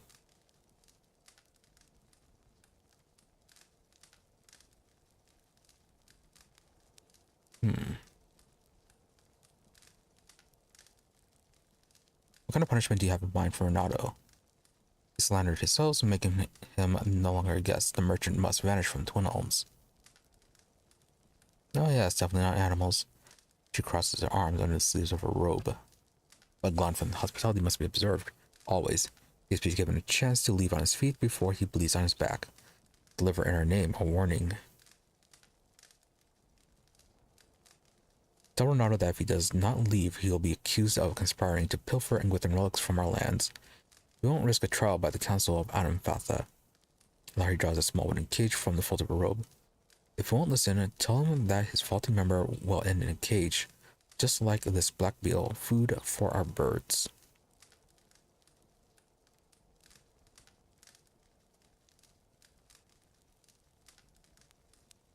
Yeah, I really wish we could have found out more from Renato about why he thought it was not working, but when we tried to talk to him, we weren't really given too many options after that initial conversation.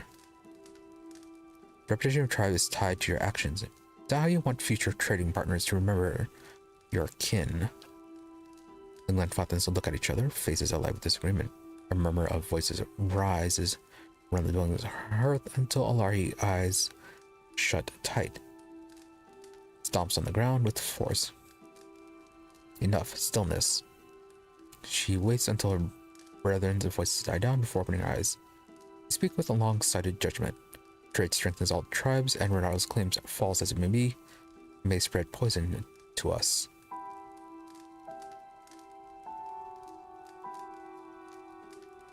We will suffer the indignity of letting this liar profit if it means safeguarding the peaceful, honorable actions of Twin Elms.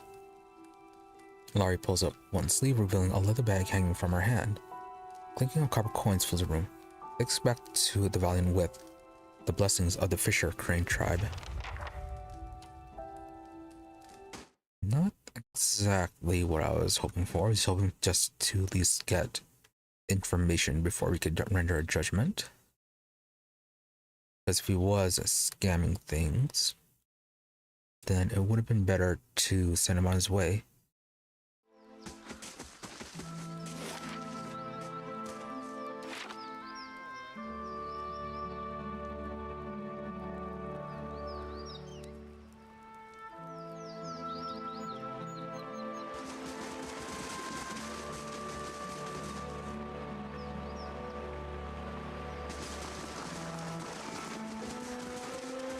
Traveler. Yep, can't ask anything more. I got your coin back. Diverse. Renato's eyes widen as his hands greedily snatch the purse. Perfetto, I agree. I'd almost give it a poke. Renato counts his coins, smiled, marking with each clink of copper. My thanks to you, friend. With this, I can finally restock my wares. Come find me at the Celestial Sapling. I'm sure I can find some choice items for resourceful customers like yourself.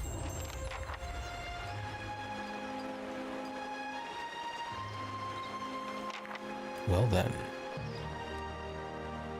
Major adventure added.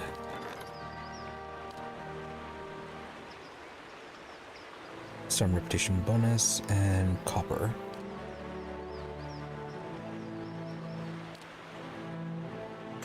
Zawa, you can handle this.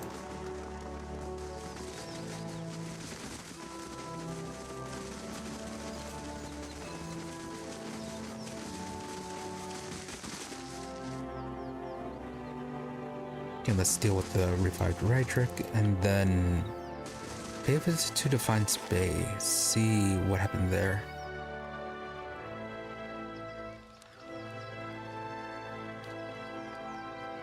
Oh, how are things going in Guiltyville then if he came back?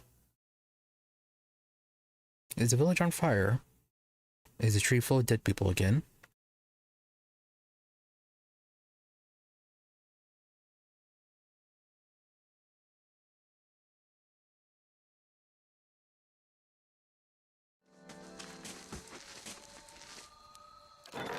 Hireling payday.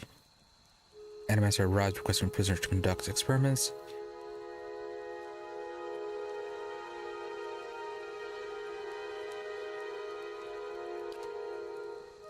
Oh, missed an opportunity to give her a gamfroll.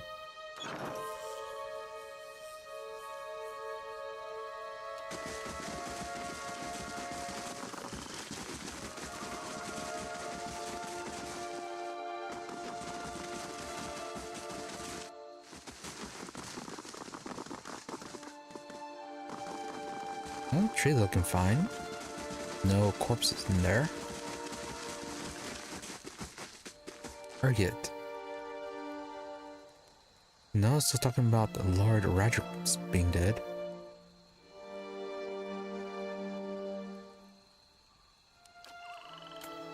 Yeah, so as far as the village is concerned, nothing has changed since cults came into power.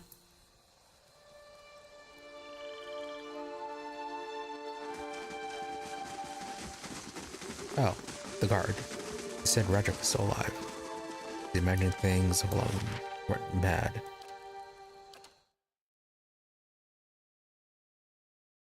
Okay, so rumors have reached them, but nothing confirmed.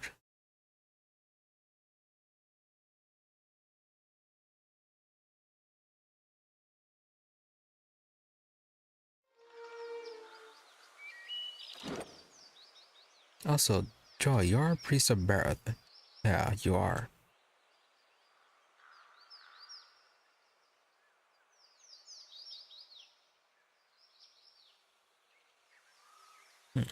Defense is quite high.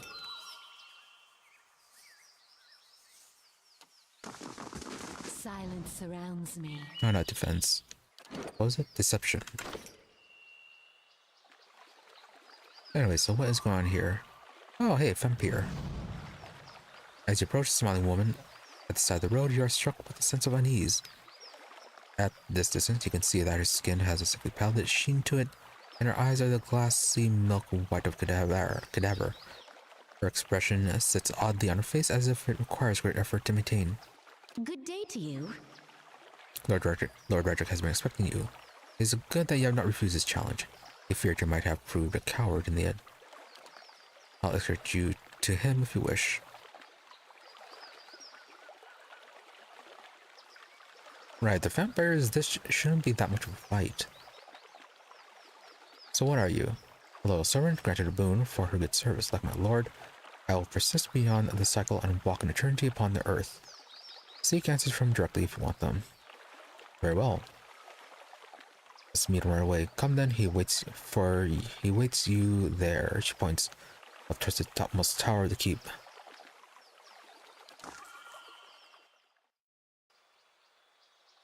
Yeah, no need to fight everyone.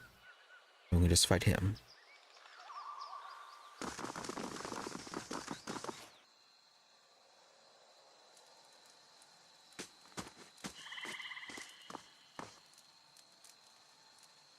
Lord Radric VII. An armored figure strides forward. In place of his eyes, great flames burn, emanating heat and light. In that orange glow, you can see that the face beneath has succumbed to rot. The cheeks sunken and the lips pulled back over gray gums and decaying teeth.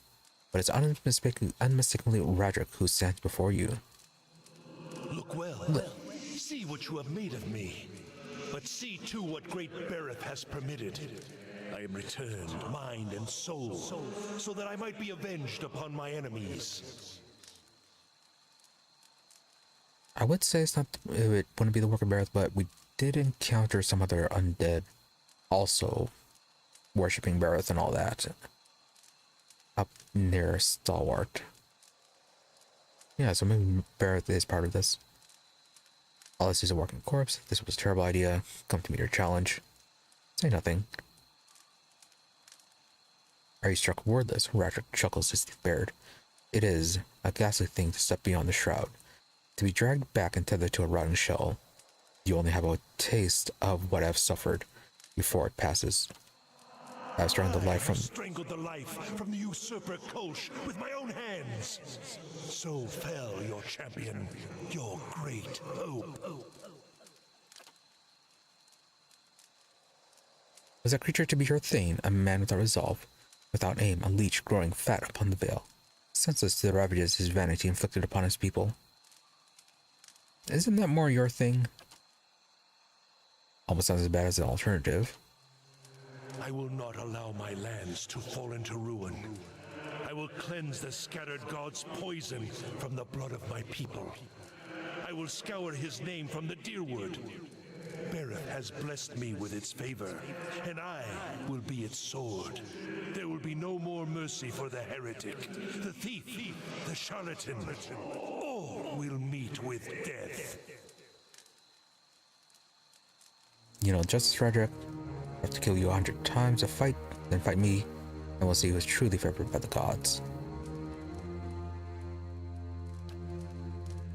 Then may the twin god guide my blade. I will cut you cleanly from the earth and send you swiftly into the next life. I promise you that. Sure, sure. Yeah, and you're a vessel. And she's a priest. And he's also a priest. Oh, you're gonna cast a fireball. Aye? Wait. Now you're immune to domination. Right, not a good start.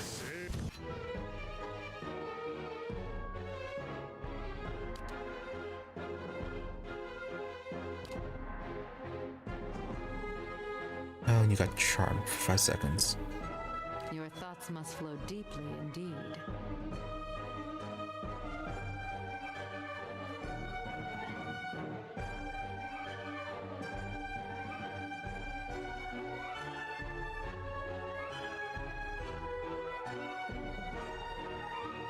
Yeah, you're immune to mind control.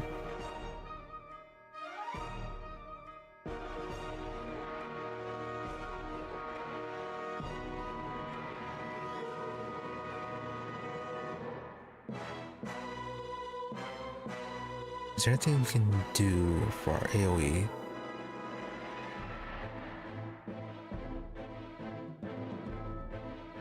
Yeah, immune to diseases and poisons.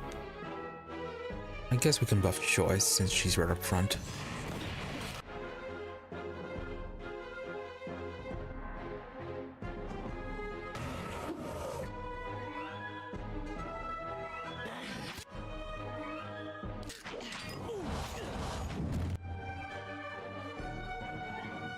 Only injured.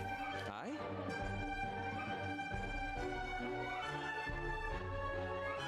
Not as much damage as I would have liked.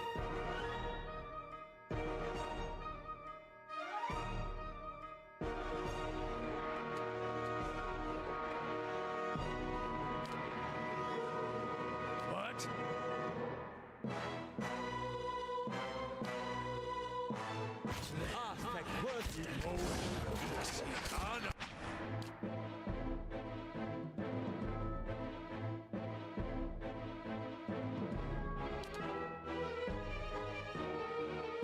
Badly injured is one cast it on you.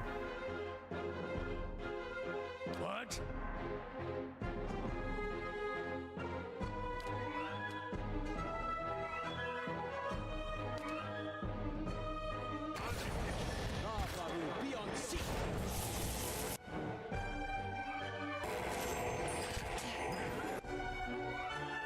You're going to die, Alof? Not quite, almost did.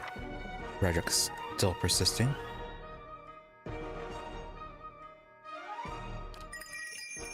Grieving Mother, let's see what we can do about you.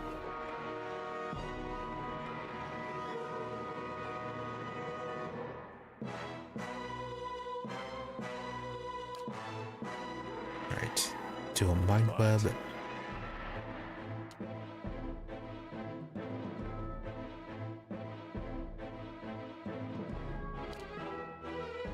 Get some healing. Aloth, you're right there.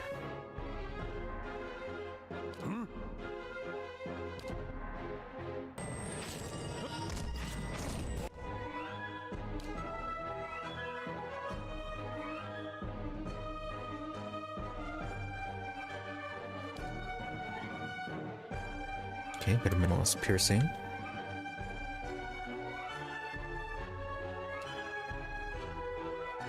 Dear, why are you right there? You deal with Lord Radrick.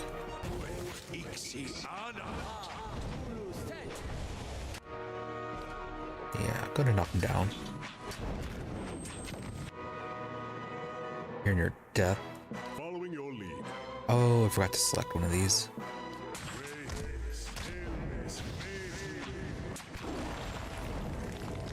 Alright, Champion Bear done.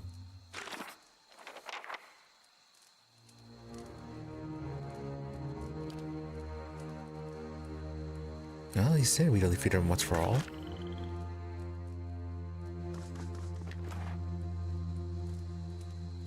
He carries many scars, unique armor, heavy. More armor, more damage reduction when under 25% health.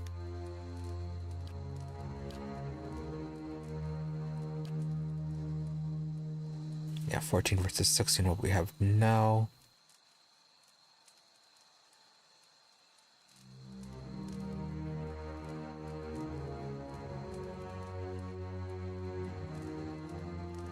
Yeah, he carries many scars.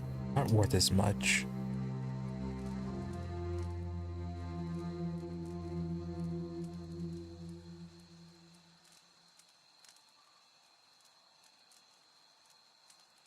Yeah, less enchantments on it.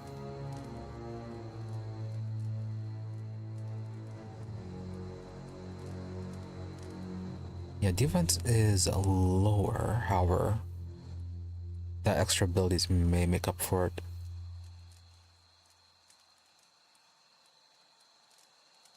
Yeah, this doesn't have much for extra abilities. Yeah, it has per rest abilities, but we don't really use those that much.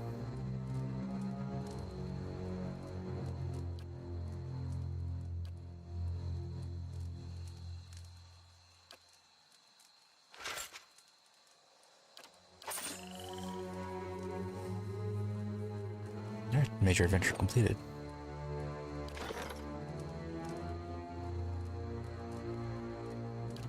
And otherwise, nothing new to report.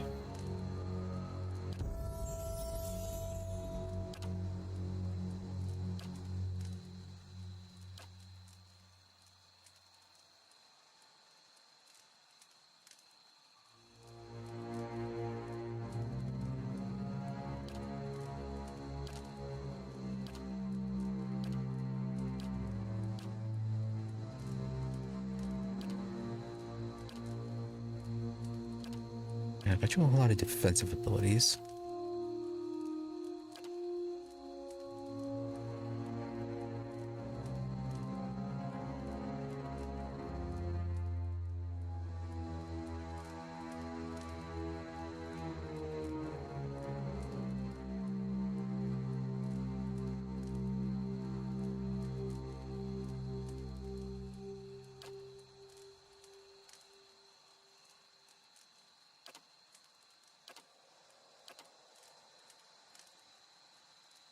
Yeah, go and get the boost in defense against those. Are you actually leveling up, by the way? Oh, 16 is max. Right, I thought it'd be a slightly higher.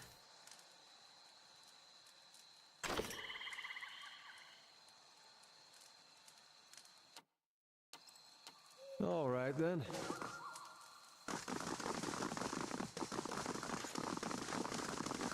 Well then, about this castle.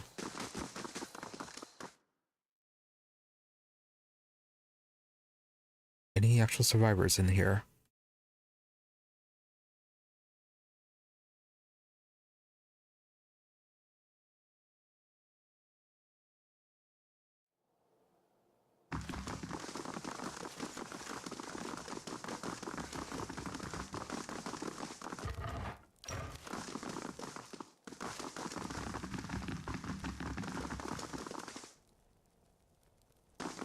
Really wish we had left that Animaster researcher in the basement alive.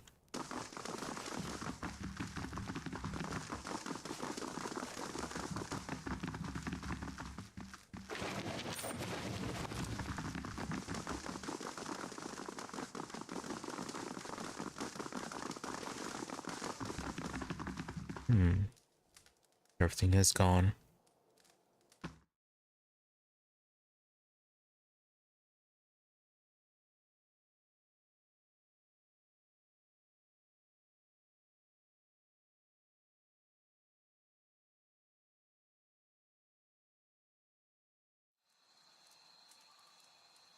Oh, you. You have your victory champion. That's all you have to say. Yeah, and I thought you disappeared.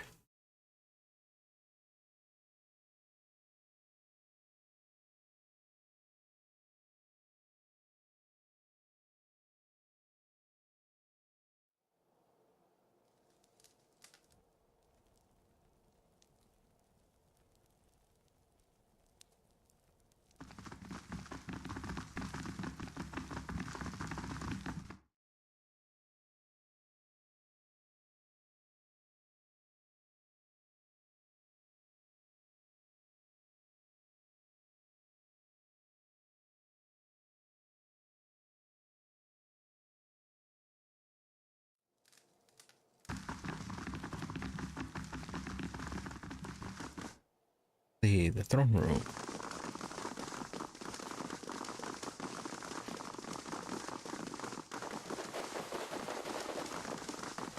Now this I haven't seen before.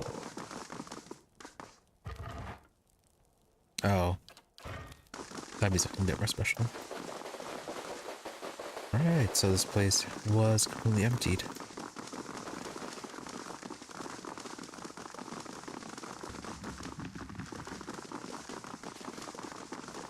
So I wonder what happens next for this place and the Gilded Veil. Considering everyone who had the right to manage by blood is dead. Unless there's some distant relative that can take over.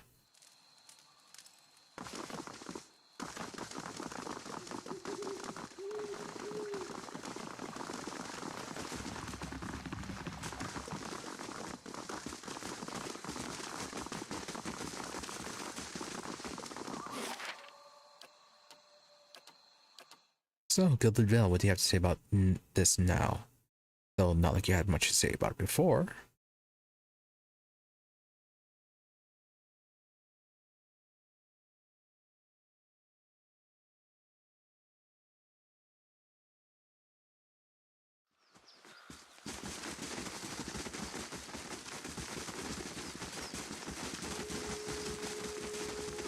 Probably still not a whole lot.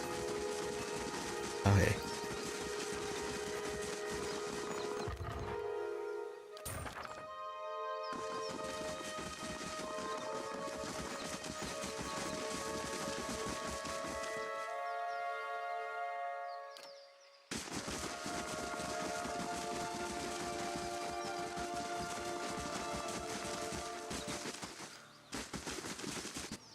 Nobody popping up rumors or anything.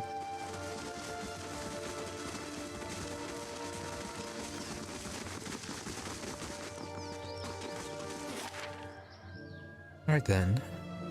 Let's see what's going on in Defiance Bay now that the ride's over.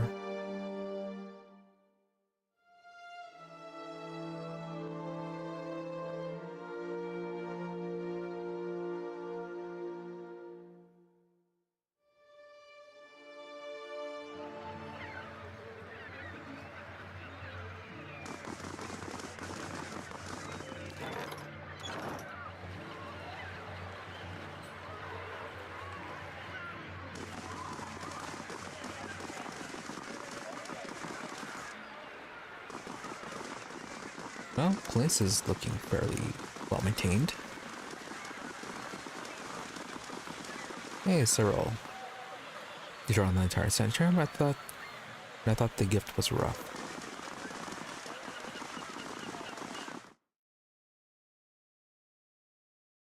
Thunder Row. What's going on with you guys?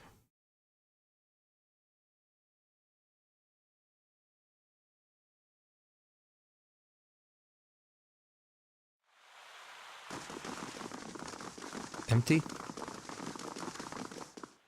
No, not quite. You're still here. Curran. Curran's ears snap towards entryway. At the sound of your approach, he turns towards you with a start. Recognizing you, he sighs, clutching his heart. Thought you were a looter. We're afraid that I've come seeking help of Thunder Row. You're too late. I'm all that's left. Yeah, we thought you were dead. Not yet. He looks at the signs of scuffle around him.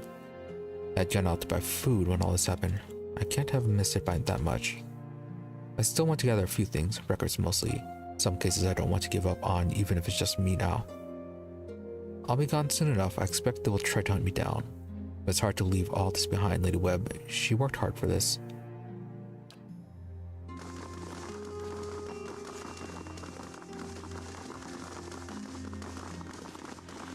Missed opportunity to recruit him to the stronghold.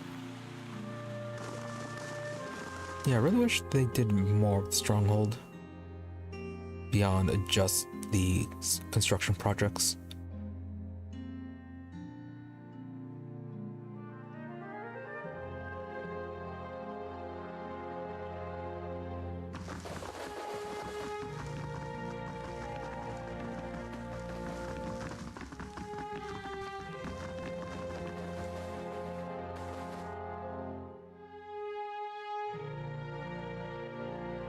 definitely would have added a bit more to it.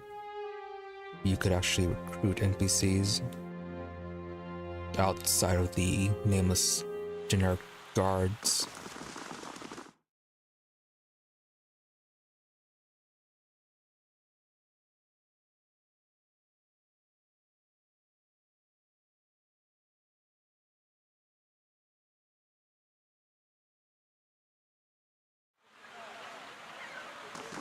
Next time we get the chance, you a pint. That means a lot, Adair. Oh, do you want one too?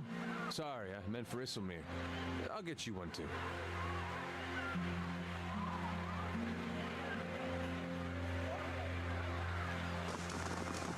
Adair likes Isomir a bit too much. How do you do? Nadine. Surprised she's still hanging around.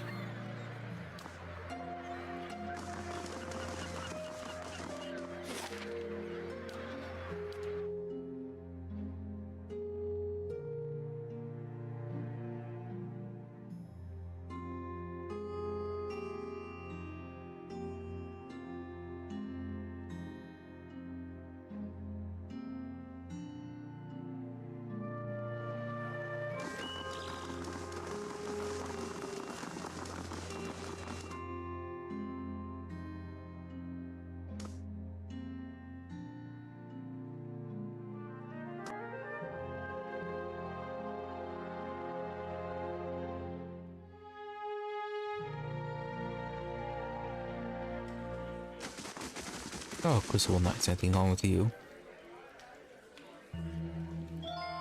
Just step. Every man and woman in there is mourning fallen comrades, and some of them are just looking for an excuse.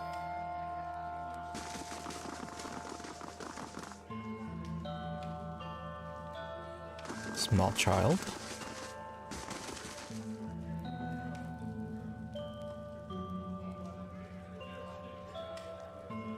I don't understand, those blockheads are moving to take over patrolling the entire city. This wasn't even a battle, it was a slaughter.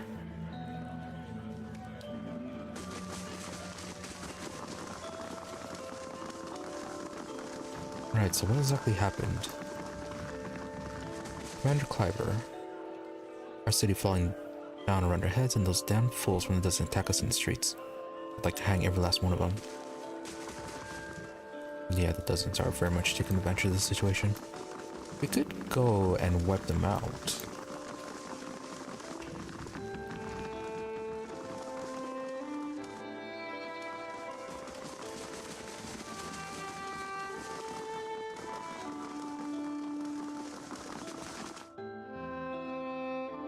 Really feels like that they were working with the Leaden Key to take advantage of this.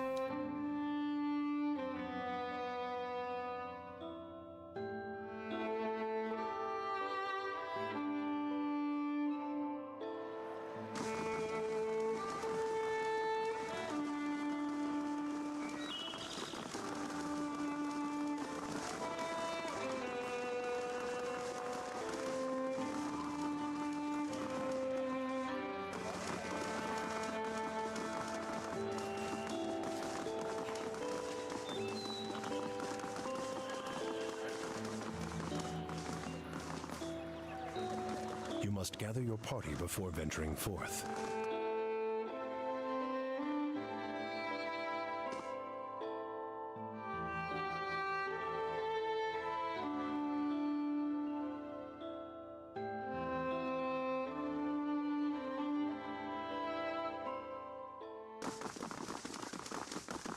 Still locked.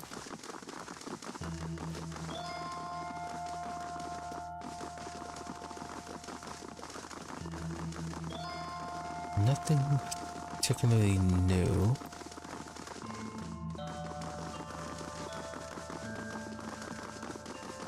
Sidley, you're new. Can't believe the mob left the place in one piece. With Duke Avar gone, got our work cut out for us.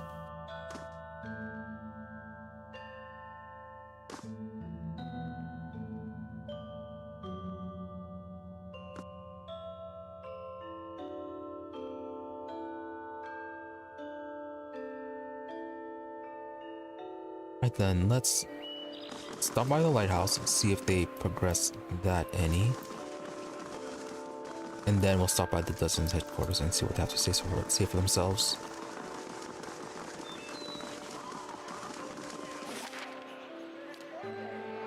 Oh, we should also stop by here to chill and see if they clean that up a bit.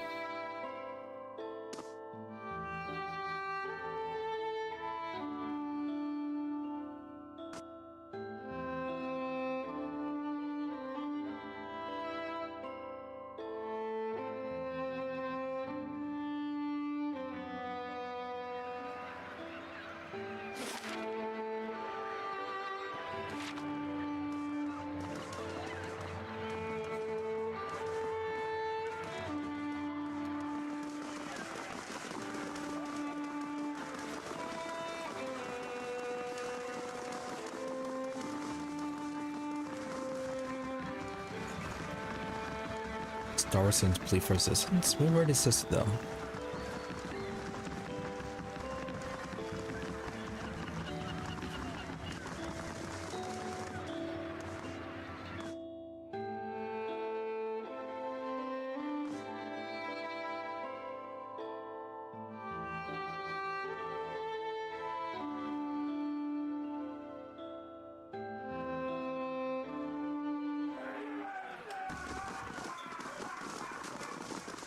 Alright, Nia, how are things going with you?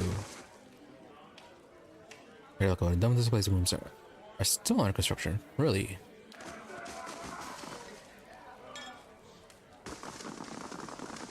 You've had so much time.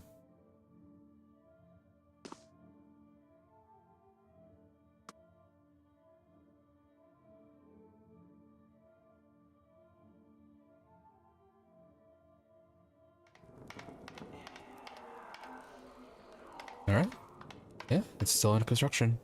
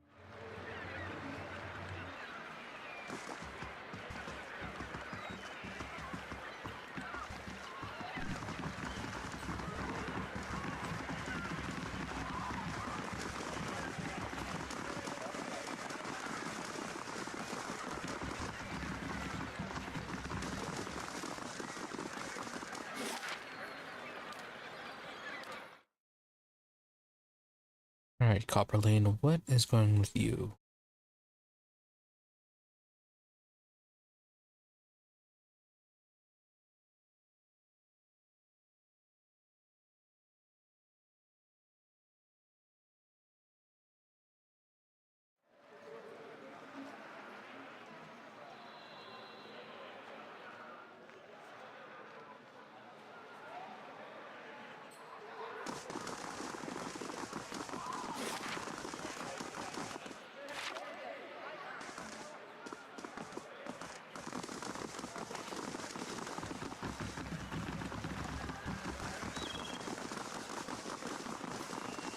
Nice. Squish people leading the charge.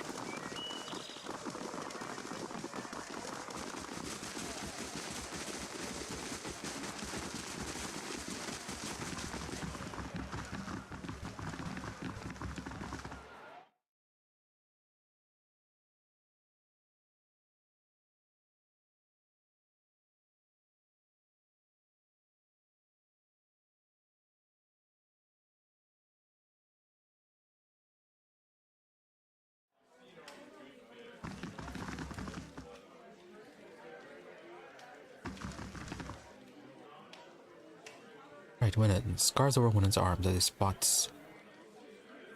Scars cover Winnet's arms as he sports a purple eye. But the ground on his face is nothing short of triumphant. Finally, we all see the adventures and Novak is in the Peaceable Keep are really up to. It's only a matter of time. What was your part? During the city against the knights, of course, they made their intentions clear when their pet animals was destined to the Duke. Lots of blood on the streets, ashamed to lose so many good men and women, but we had to act. Kinda tempted to just kill you right now.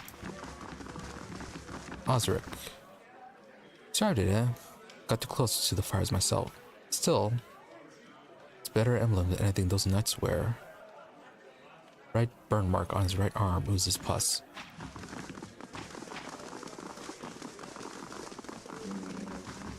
Yeah, dungeons are kinda unpleasant.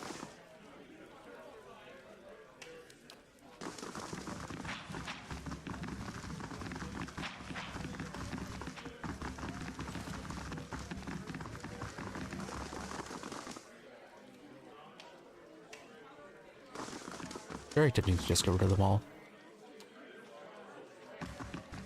You're not. Can we?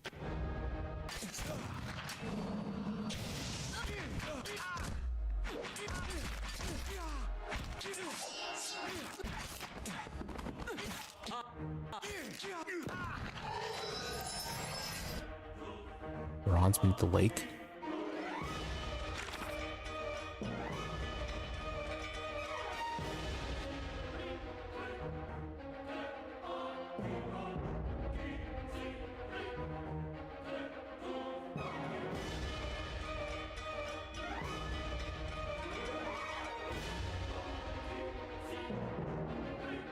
And what quest would that be?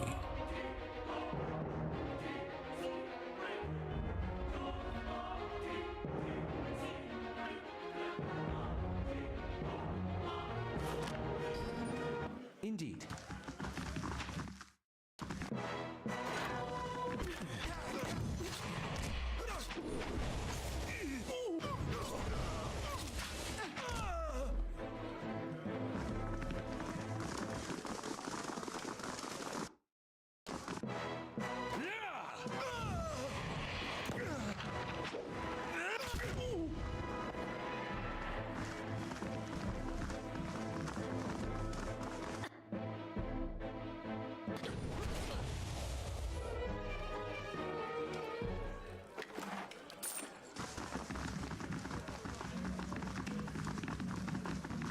Yeah, tempting and all that.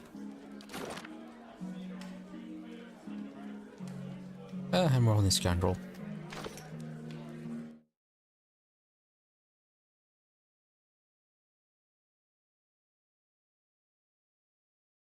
Well, maybe we'll be able to properly eliminate them later.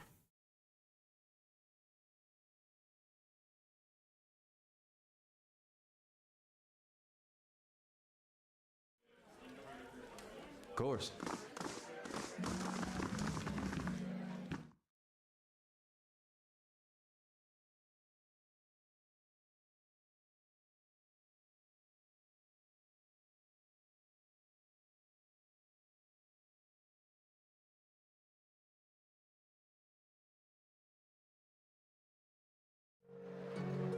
And let's stop by the stronghold, turn in our bounty, and swap out our party members. Then we'll head back to Twin Elms.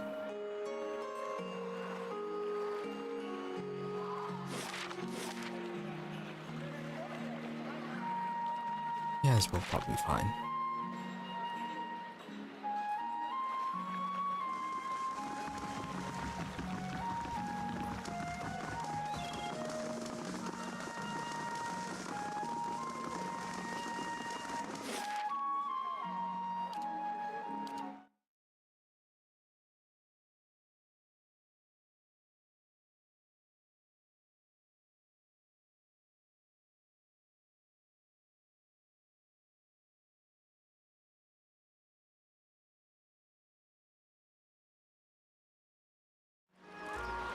This place, as beautiful as it can be with the absence of children.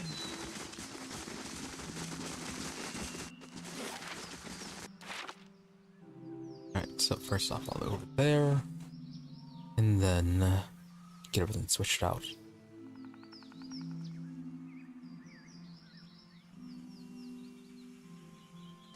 So, Dear Durance, Dear Kana, and Aloth. Oh, we're gonna be missing someone who can lockpick.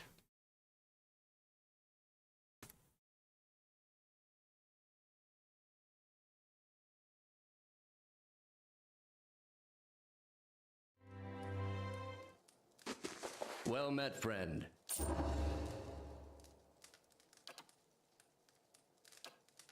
Anything new? No.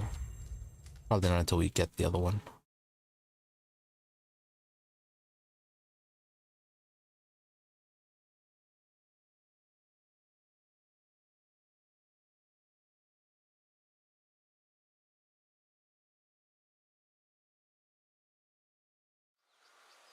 This place, as beautiful as it can be with the absence of children. Another adventure added. See you when I see you. Farewell.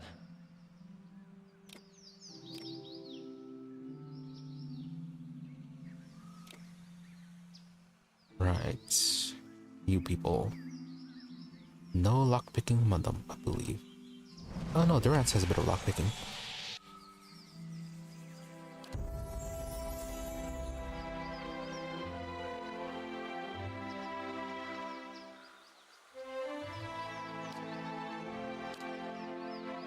Final level.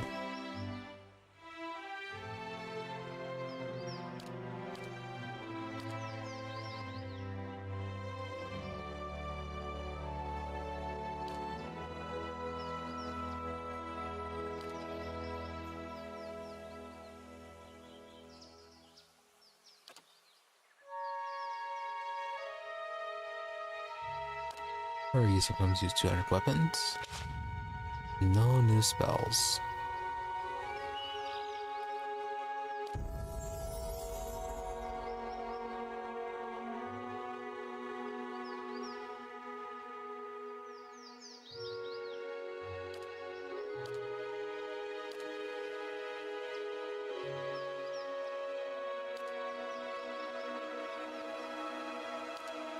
So mode.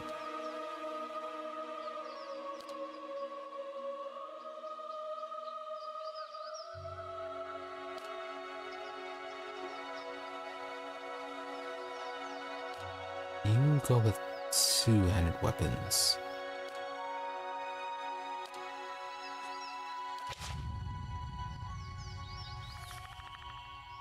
I'm ready. Need something?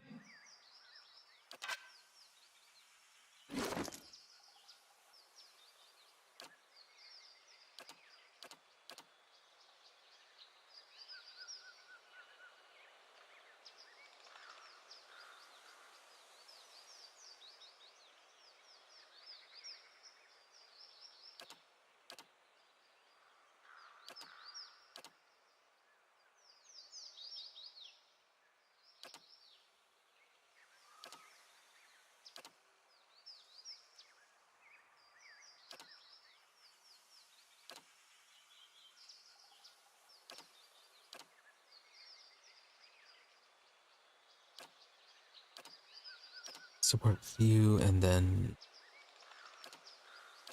Oh, not defensive, aggressive.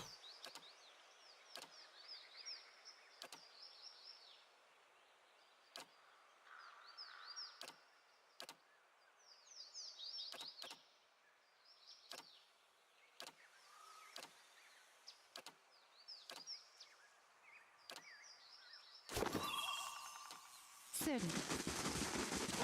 Oh yeah, the adventure.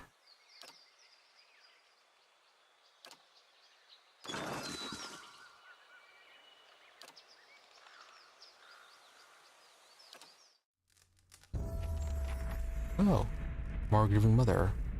West. The morning is cold and silent. You are upon the plateau of the birthing bell, and there is no sound, no wind. The sky is a smooth, mortared gray.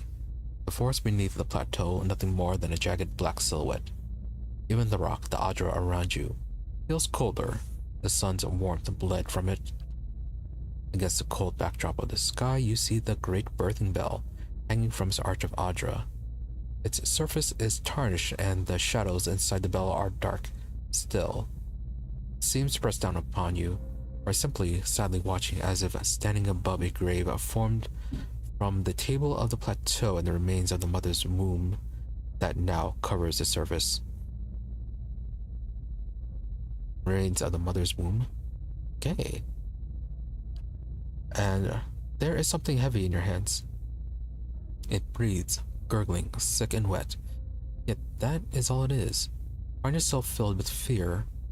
You don't want to look at what you're holding. You don't want to touch it with your mind. And it is all you can do not to cast it from you. Examine what lies in your hands. The mass before you is vacant, flesh in the shape of a newborn. Bubbles of saliva bunch at the mouth, expelled by its steady, gurgling breath. Its arms, legs, head a lolling limp. No thoughts, no struggle, no desire to cry in protest or pain. There is nothing from within. There is an absence in your hands. Your hands tremble, shake, and the sound is broken as the chimes on your wrists echo with the trembling. And the chimes do not echo in the thoughts of the mass in your hands. There is no soul within to hear it. Reach out with your thoughts? The only emotions blanketing the plateau are the pain of the mother. The child breathes, its heart beats, but it makes no cry.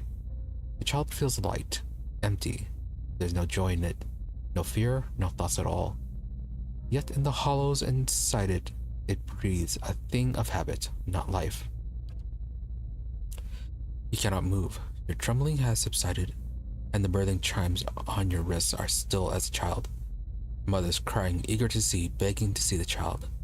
You feel a sudden spike of fear, being hunted. If you give the child to the mother, you will be blamed, and her anguish and rage shall fall upon you. She will not spare you or anyone you love. Of this you are certain. But you do not cause this. You don't think you caused it. And the mother begs, her arm outstretched. Hand her the child. The chimes sound once more as you give the child to its mother. And as the chime fades, there is an eager gleam in the welling joy, the questioning. And you draw upon it, deeply letting the hope stream into her eyes, letting her ears fill with the cries that you have heard countless times past from other children on the bell. You hear the laughter in the mother's voice and streams of tears that run down her face. And with a practiced motion, you weave a life that will never be into her eyes and thoughts. She will care for the child as if it were whole until you set her free. She will care for it until you find a way to heal what has happened, until the reality cannot be dispelled anymore. And still, cradled beneath the weeping woman that birthed it, the child in her arms does not hear the cries of the mother, does not react. It is an empty thing that breathes and carries nothing within it. And the chimes in your wrist lie still. They are bound to you like chains and never to sound inside a newborn's mind ever again. Alright, wake up.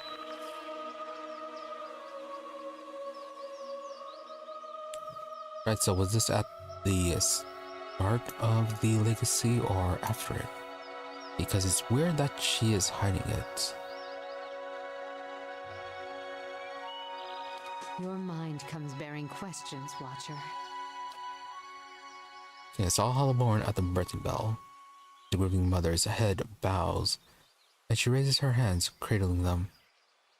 Slowly, though the chimes do not sound as she moves them. You feel a chill in the air as if the vault of your mind is growing too large for the thoughts within, and your breath is laced with the chill. To your horror, you hear her breathing, ragged hacking, but strangely steady, and you can see saliva bunching at the corners of her lips, becoming thick ropes of drool that cast themselves down her chin. There's a smell of blood in the air, new, wet, and the salt, sharp tang in your mind, coupled with the smell of a sodden undergarments cloying at your sentence.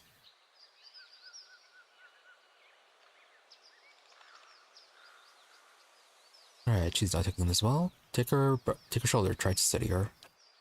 Stepping forward, your hand falls on her shoulder, and then you feel her begin to fall, rigid as a falling stone, and you place your other hand on her shoulder to steady her. Throughout, there's a hard, steady breathing.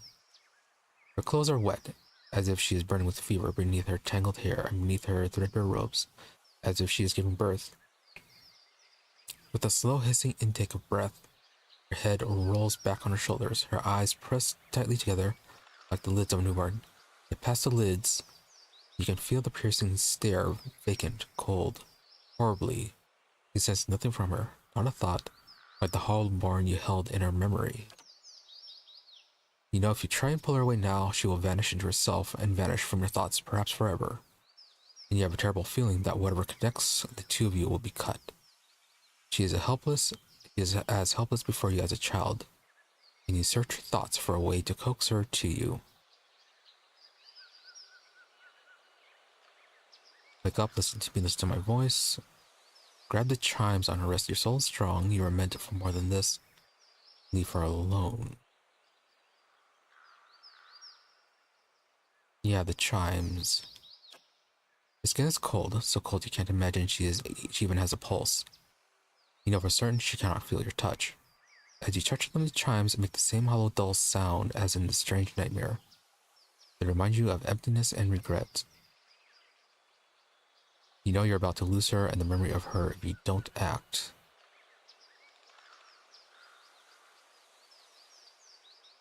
Right, so chimes not the answer. Maybe have her focus on Joy's voice. She makes the motion, no sign that she's heard you. Then she slowly vanishes from your vision as if sinking into the air. Like sinking into a black hole, and there is a great stillness. You can see her silhouette then. You feel a sudden chill escaping you as an absence in your gut, then a growing warmth. Faint moment where you believe you have forgotten something but can't recall it. Touch your abdomen for a moment. What? And the ground before you is an odd collection of items, as if someone simply left them there. Curious. Oh.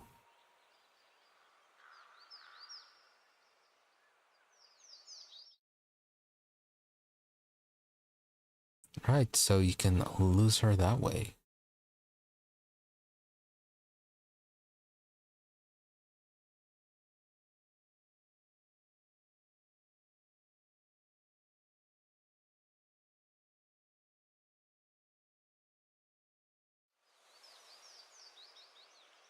Amazing. You could fit a whole village in here. I try this again. Your mind comes bearing question.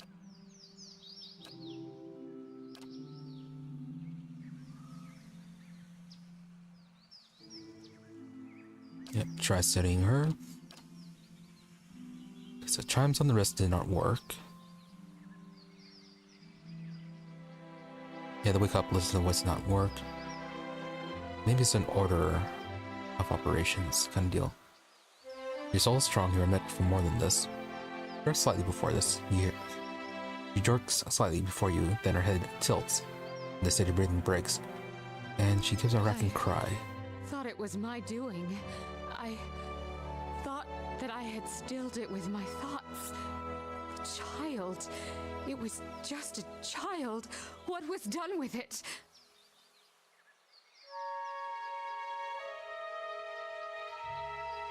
Alright, so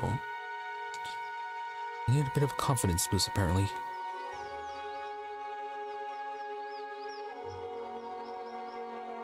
It was a reverse of the previous memory. The child was born dead. You helped give birth to a hollowborn, yet you made the mother think otherwise. You don't know, I think you helped give birth to the child and gave it to the mother. No, you helped give birth to a hollowborn, yet you made the mother think otherwise. Breathing is steady again, but there is a life in it where there was not one before, and memories are building in her, apprehension, confusion. Welling up, she seems afraid to do more than simply be aware the memory is there. It was not the last hollowborn on the birthing bell, and never again did I hear a child's cry. Yeah, I found a death within me, one that many women have borne within them. The words swirl with impulses and weight, spiraling around her, and you feel as if you are being dragged into it. I sought to serve women in need, and instead my hands ushered in no new life. What happened next, I bear the responsibility for. What did happen next? The first birth was the deepest, the saddest. Nothing I could do could find the child's spirit, guide it to him. You feel a strange absence between you, as if your thoughts are being shared across a great distance. The thought bleeds out for a moment, then returns sharp, near, personal.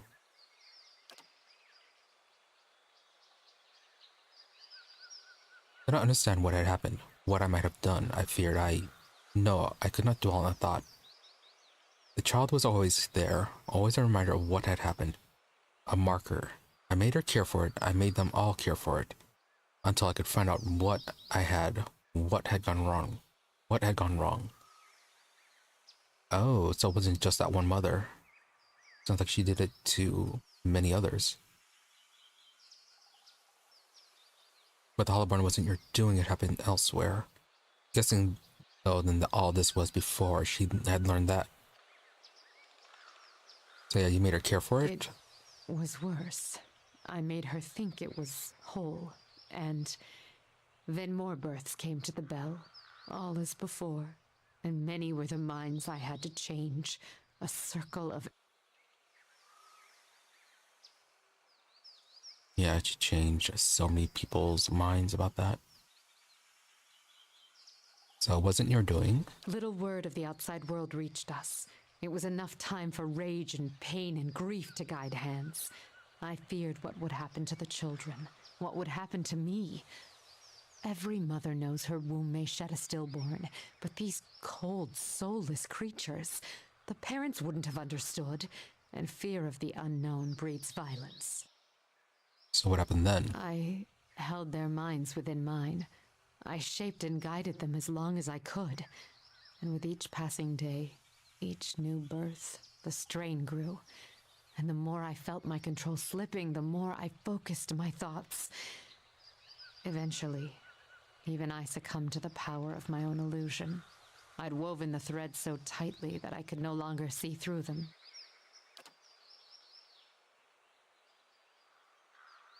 And then one morning I heard funeral bells tolling in the village. The sounds of a wailing rose to the mist. The mother had died. Her mind is so focused on the care of her Hollowborn child that she neglected even to feed herself. And with that, the illusion broke. Townsfolk saw the Hollowborn the way they were, not the way I'd wished to see them to see. By the end of the day, they began to look at me differently too. I didn't understand what had happened, but I knew enough to flee. And every suspicion that surfaced, every faded memory of what I'd done, I pressed it down, tucked it away. She feels cold, lonely, rigid. My skill failed me, but I did what was necessary. I regret the mother's death, but how much worse would it have been had I not acted? I understand, yet to defend yourself, protecting innocent lives is worth any price. You inflicted your will on the townspeople. That was wrong.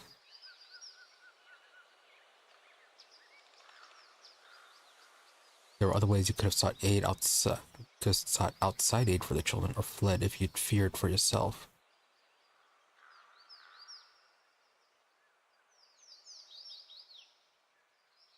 Yeah, main thing is though, you flexed your will on townspeople. That was wrong. They would have killed the children. I had no choice. The matter was too great to seek permission, so I made them believe their children lived whole and healthy, until there were too many children, and the protection crumbled. Parenting is not always easy, and yet if we can redeem the lost children of the Derwood, a struggle would be worth it. To rule another like that, even for mercy, is wrong. We must accept that there are some things we cannot control.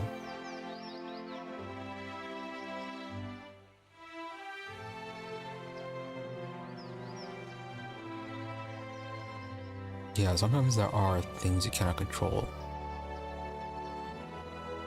And trying to control everything and then failing just kind of breaks everything if you can't accept that. Yeah, to rule another like that, even for mercy, is wrong. The grief of the mother's mind is silent and still for several moments. Unless your words wash over her, seeping into the cracks in her own thoughts. My actions only caused more misery. Worse, I took from an entire village, made them as empty and helpless as the children I sought to protect. But what then? Is it better to stand by in the face of tragedy? To let it wash over the world a hungry tide?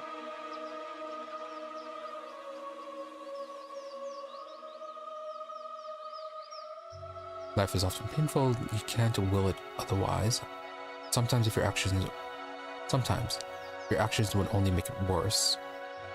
Forcing your will on others is an injustice. How could anything but tragedy come from it? The world has a way of righting itself eventually. You must let it do so. Yeah, 2 hands off. Forcing your will on others is an injustice. Sort of, but yeah, when you live in society, you do kinda have to force your will on others. It's about compromise unless you just live all by yourself.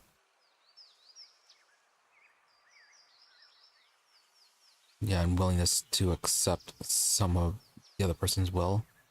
Not just about you, but straight up mind control is something else, however.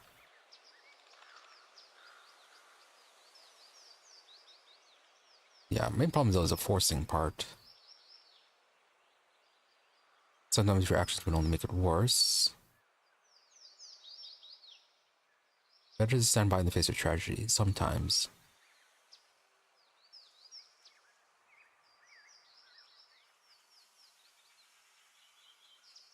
But then that leads to all sorts of inaction because it's not like you can always know if your actions will make it worse or not. Life is often painful, you can't will it otherwise. I thought I could. So many minds I had willed into acceptance, mercy. And yet those thoughts became a trap, a prison, for the village and for me. Your words have soothed my mind in ways I did not expect. I thank you, Watcher, for the gift of your sight, for using it to guide me out of the prison of my mind. Let us hope it can also free you from the illusions Theos has woven around you.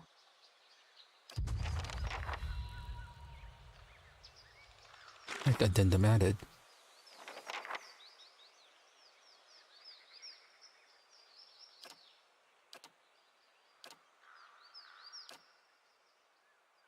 Oh, that would be more. Or is it actually done?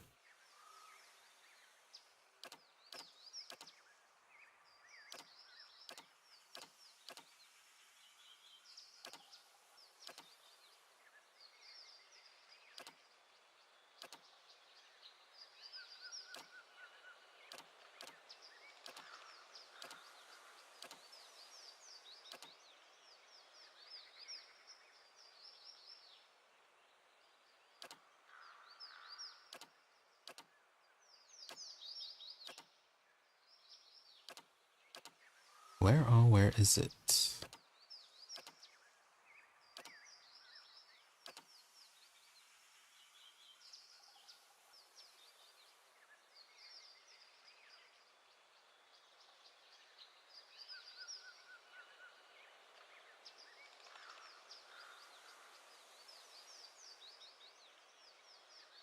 Okay, I guess the Grieving Mother's quest line is done. Explain that controlling others is a grievous wrong, even in the face of a tragedy like the legacy. Some things must take the natural course.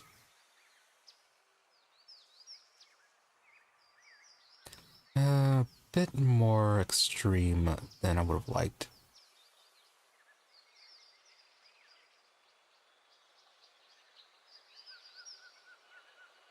Yeah, it's more against the actual mind controlling aspect of the control.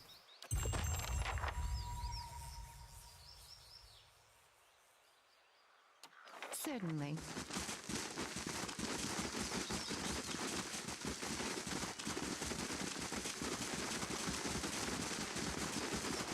Like if she had used her control to manipulate them to attempt to accept the Hollowborn, to accept that they were gone, that would have been something else. But controlling to the extent of making them believe them to be normal was something else.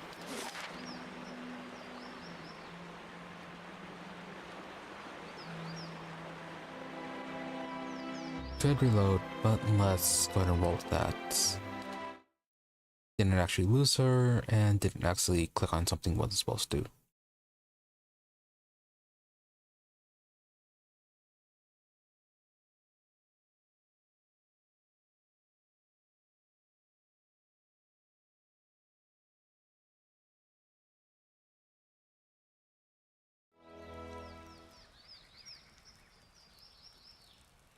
noble woman seeking employment. Oh, and then she left.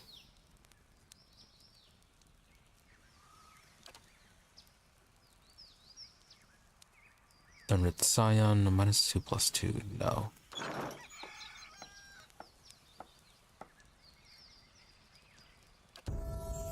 They really need to have those people stay slightly longer.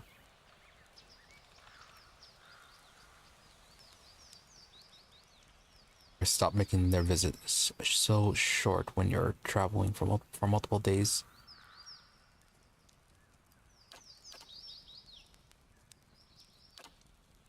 Alright, final level up. Steady model.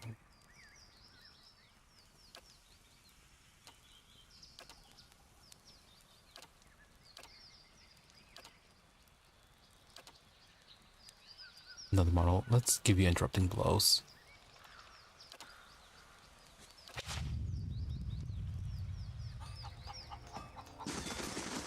Alright, and hold on, I will be right back.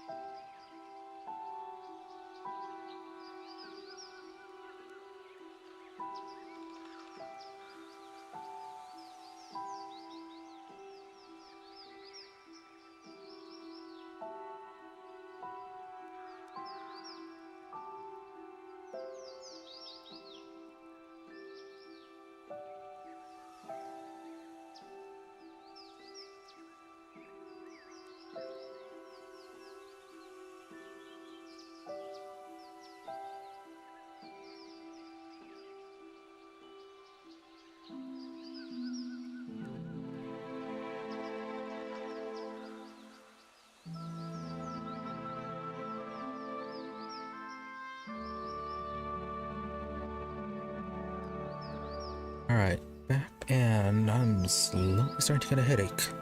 Wow.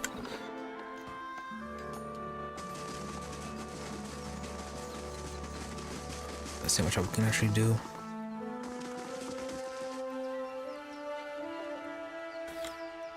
I'll let you know. Who are you supposed to talk to?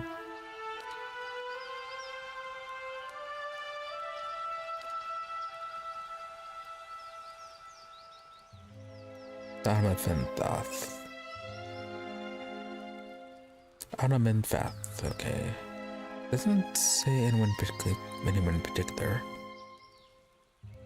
Just one of the people in charge. Yeah, this whole area is twin homes. So it might be the lady in here that we were told about.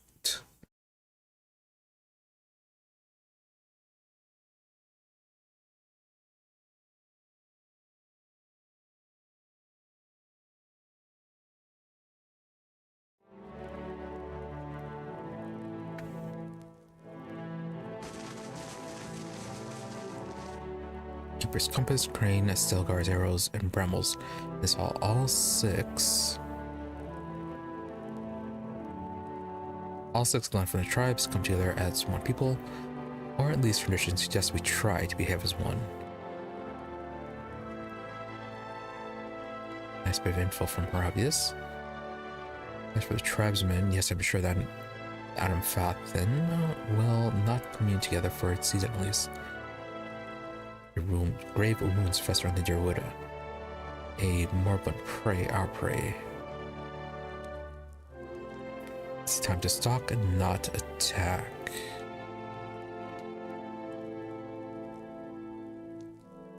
Twice split arrows. 3 test Stilgar. Yeah. So the representation, the totems for each of the tribes, I guess. Wait. I don't know if I should go through with this. Make the trade deal with the Anamenfath. Oh, Anamenfath. Okay. If a Valiant deal with the Glanfathins weakens the Deerwood, it could mean war for the Republics in the future. You've had enough time to wrestle with your inner turmoil. Need to talk to the Anamenfath, and I'm not waiting on your conscience to understand. That is quite rude. What other options do you have? I could put the idea in the Anamenfath's head that the Republics are not interested in exclusive trade, but limited trade of goods that they do not already trade with the Deerwoodens. If you doubt the Dukes will be forgiving, consider your options carefully. Terrible idea. Dukes will surely reject you from the Brotherhood if you go through with it. Stop and think from it, follow your heart. You know it must be done. Yeah, you can do what you want. She nods her head resolutely.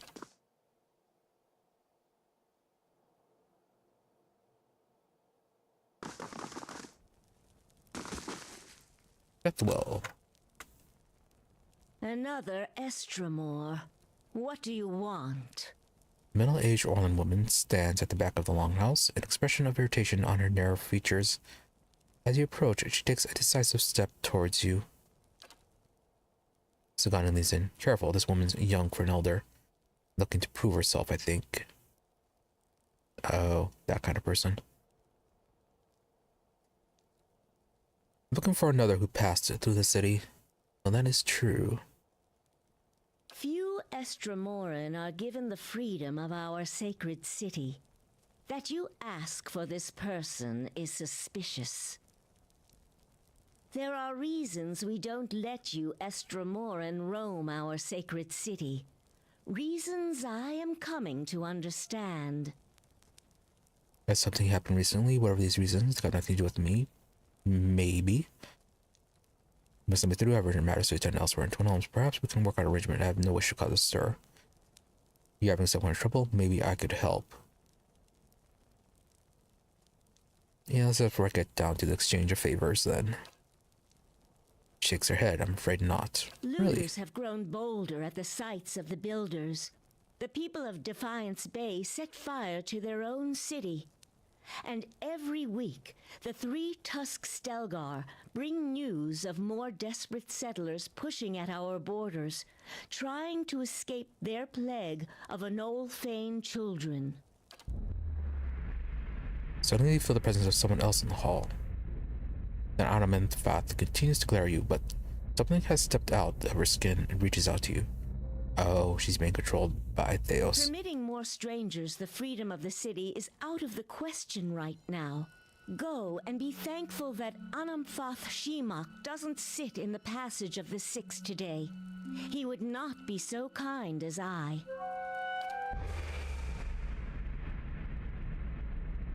Can we not stop him? A vision of an Orlan man appears near Bethwal. He has the same green-brown fur and hazel eyes as she does. Help me reason with them, he points behind you. Turning, you see the ghostly shapes of 5 other Anamfatha. Another Orlan with tawny fur and a scarred face. A frowning dwarf. A black-furred Orlan and 2 elves. You're the leader of the Guided Compass. I thought your tribe was more open to outsiders. Indeed, and it has earned us little respect from our peers. These are not times when trust comes easily. The spectral Orlan takes another step from her, setting his foot down with a slow, heavy motion. Tendrils of essence strain between them, and he grimaces and leans forward, as if struggling against the gale. The angry Anamfath winces. War, the spectral Orlan's voice is rasped and croak. They head for war. Remind them of Ferelwood's warning.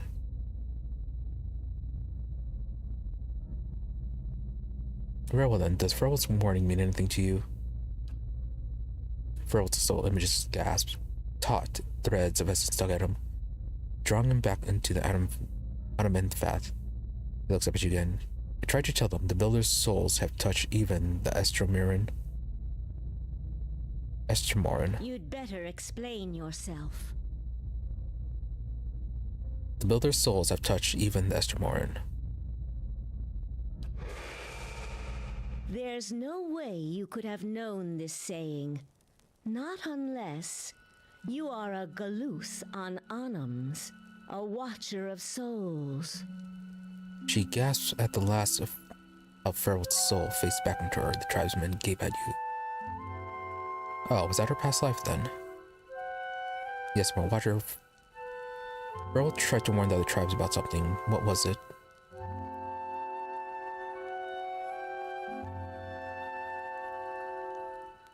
Ferelt's warning came before the Broken Stone War. Ferelt, my ancestor on my mother's side, was Anamfath of our tribe then. When the Estromoric farmers defiled the builders' monuments, Ferelt urged the other Anamfatha to patience, but louder, angrier voices prevailed. Ferelt believed that the invaders could be taught to respect the builders as we do. He also believed the builders' souls had spread to all peoples, and that we should avoid needless conflict with others. More practically, he worried that a violent response would only spur further bloodshed across the generations, and you can see where we are today. At least you don't have the Hollowborn to deal with. Maybe you're better off than you thought. It's probably because the London Key hasn't been able to activate any of the Ingwithan devices in their territories. But the problem isn't that you weren't firm enough. After 2 wars with Inderwood, his warning is more relevant than ever. Or what do you mean? Yeah, his warning is more relevant than ever. While Ferelt's words were shrewd, they were ignored back then. Simply remembering his warning now will not undo the wars and the changes that the years have seen. There is blood on these stones, and that is all anyone remembers now. An image of a polished agile cube flashes into your mind. There's writing on the sides, but the image is too faint for you to read it. The Anamenfath turns away from you and looks at the ground, gnawing a pointed claw. Give them something else to remember. Sounds like you got your own problems. You can't change the past, but your choices now still matter. She looks at you sadly. Yes, that is a problem. Another Estremor came through here a few days ago, and, well, letting him through was a mistake. One I am eager not to repeat. The Guided Compass tribe has a reputation for being too soft with Estremoran. One that will not be improved by my failure to stop this man who has desecrated our most sacred sites. No, nothing. The man, what's the harm in letting him through? I mean, he was probably part of the leaden key, so he could cause plenty of harm. Sounds like the man I came here to stop. I won't repeat a mistake in my haste to correct it. We bar Twin Elms from Estremoran to protect the ancient places that the Builders left behind. The Builders left this heritage to us to defend, but they alone had access to it. On this much, at least the 6 tribes agree. You see again the polished outer cornerstone in your mind. This time the image is clearer. Each face of the stone is described with a phrase you know by heart. You feel your lips form the words. A gift from the builders of civilization to the guardians of your legacy. May the guardians watch the door while the builders keep the key. These were the words given to the keepers of the stone. Bethel stares back at you, her tiny pointed teeth visible through her gaping mouth.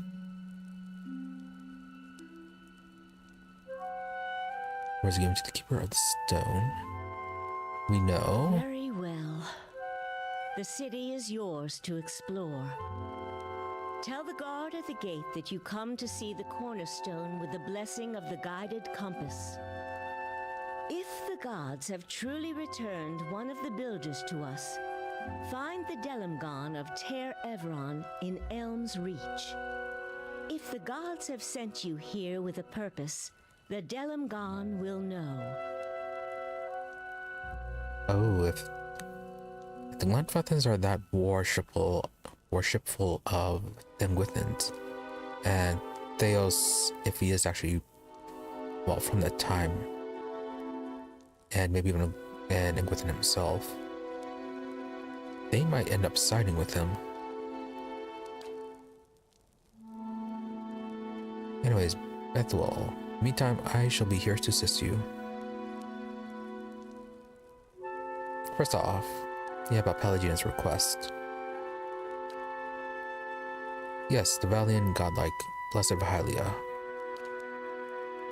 Pelagina bristles and quickly spells out response. So they say. Donna Menfat's face shows no outward motion, but her voice betrays annoyance at Pelagina's interruption. And diplomat of the Duke's bells. Of the Duke Bells, I understand you were to be sent here with a trade assurance from your masters. Revered Adamantfath, it is true that I was chosen to convey these assurances, but understand that I was fashioned more for war than etiquette. Golan smirks slightly. In these dangerous times, perhaps it is better to send warriors to do diplomats' work.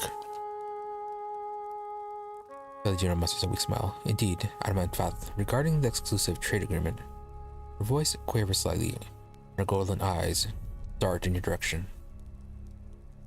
Nod head, smiling warmly. Pelagina steels herself. The Republic feels it would be in the best long-term interest of all parties if you maintained your traditional goods trades with Deerwood. Daron fence on long ears, pitch forward. A strange turn. What did the Republics want then? Pelagina speaks quickly but confidently. Leondra Tara pearls. Trade will be picking up quickly on them in the Eastern Reach. You'll buy them exclusively from us for the next 5 years. In exchange, we'll be your exclusive market for Adraban and Karagolan for the same period.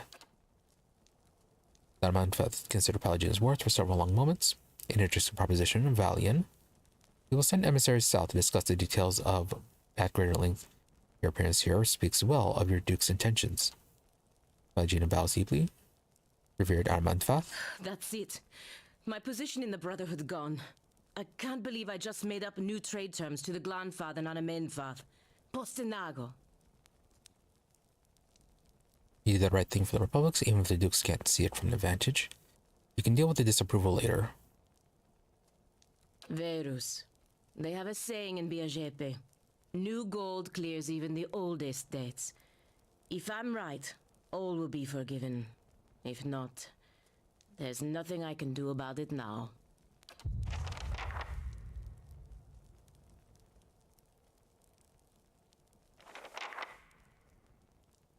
Alright, so is that it for your quests? Yeah, quest completed, Child of 5 Sons.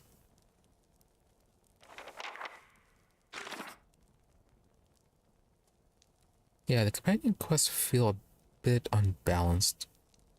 Some are super quick to complete, while others do take a bit more time, but that's more because of having to unlock new areas.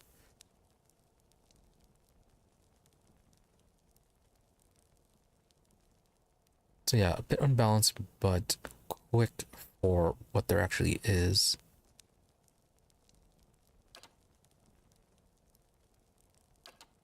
So all we have left is Durant's, Zaganis, and Harabius.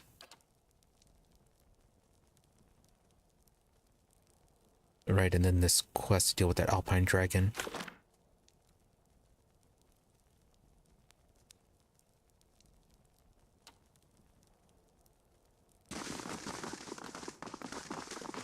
Oh, let's see if we can find anything about the visitor. Or about you. Okay, so just information about her and then the tribes.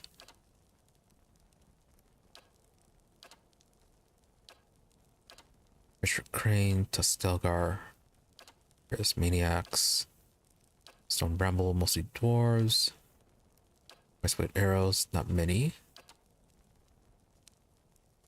and Guided Compass. Yeah, just a whole lot of backup information. Arthur is lying, I claim.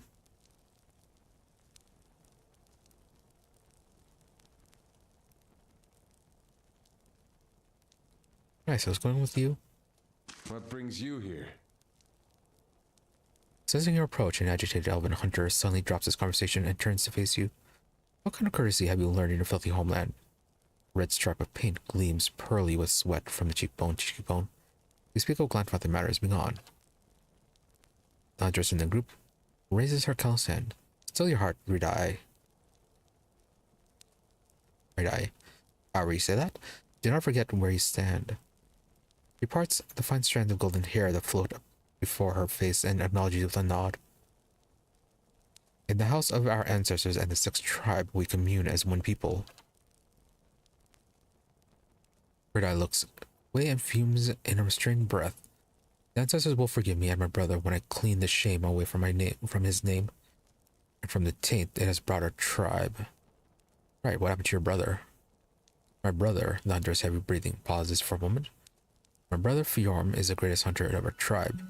He set out on a blood hunt but hasn't returned, and now Arthwin, that puny liar, claims my brother. Double Huntress fills in the silence. Arthwin belongs to another tribe. He is the hunter that competed against Fjorm during their blood hunt. She gives a glancing look to Red Eye. Arthwin claims that Fjorm has exiled himself, deciding to not return to Twin Elms. Red Eye scowls. His stripe of paint curves like an angry wound. Exiled in shame for losing to him during the blood hunt, can you believe this? Liar.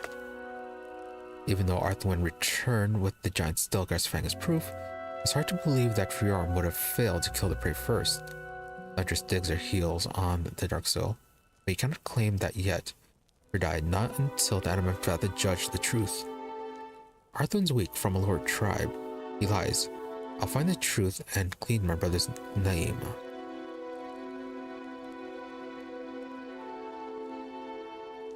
Alright, so you mentioned a blood hunt. What is it? Improve our worth in a blood hunt.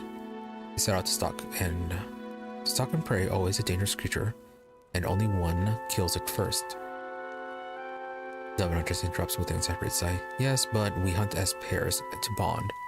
As Glanfathan, as one, not as enemies. 2 hunters, 2 tribes, 1 spirit. that is our way. Red-Eye glowers in response. Our way isn't to lie. We don't betray our brothers and sisters for our own gain. The bloodhunt between your brother and Arthwin has broken the communion of our tribe, Red-Eye. Do not dig in this wound until you can claim the truth. She turns again to face you.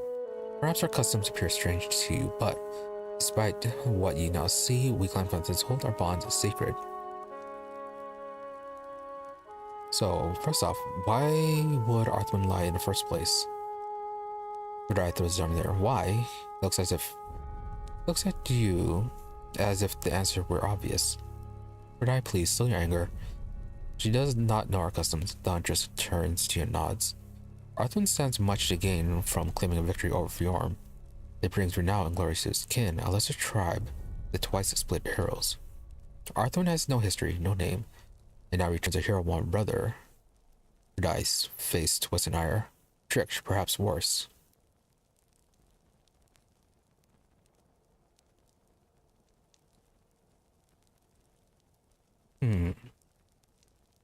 Does exiling mean then that he absolutely cuts all contact?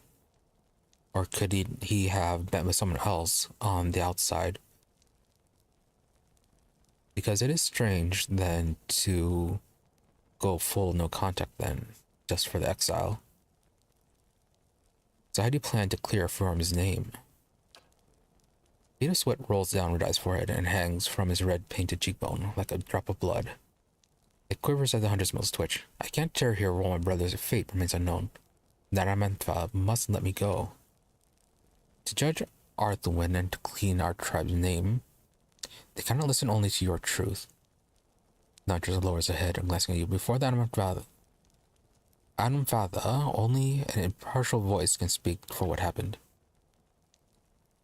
Red-Eye whips his neck, and the drop of sweat lingering on his cheekbone flies in your direction. He is so sweaty. You mean to involve this one, Nestromor? Points at him, her calloused finger curved like a claw. Listen to me now. Arthwin returned with proof. Your brother did not even come back. The huntress blows against the fine hairs floating over her face. The tribe's a split. Something must be done. She looks at you. This one is known to speak the truth. Hey, our reputation is working, though our deception is quite high.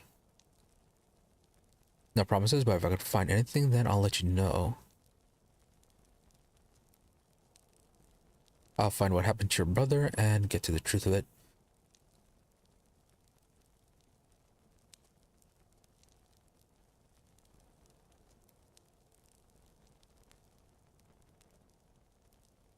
No promises is a bit non-committal.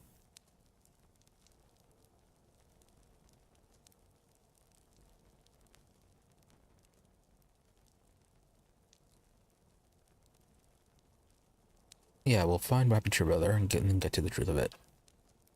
Speak with the spirit of Glenfather and Hunter. He nods. The Adamfather would agree to listen. There's no union between you and our tribes. Huntress nods to you. Bjorn and Arthur went to the Northwelt Forest beyond the Old Song Pass to hunt a giant Stelgar. Search there and return to us with the truth if you can, but beware. Stelgar of such size, many times over their lesser kin, usually gather a big pride that follows them closely. Red-Eye fixes his eyes on you. Two glowing embers over the blood-red stripe painted across his face. A lot of emphasis over that blood-red stripe.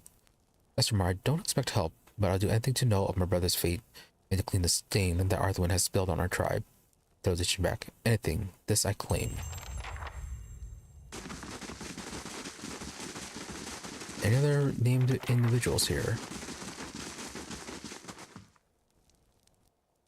No, well, crows, but you're just one of the backer reward people.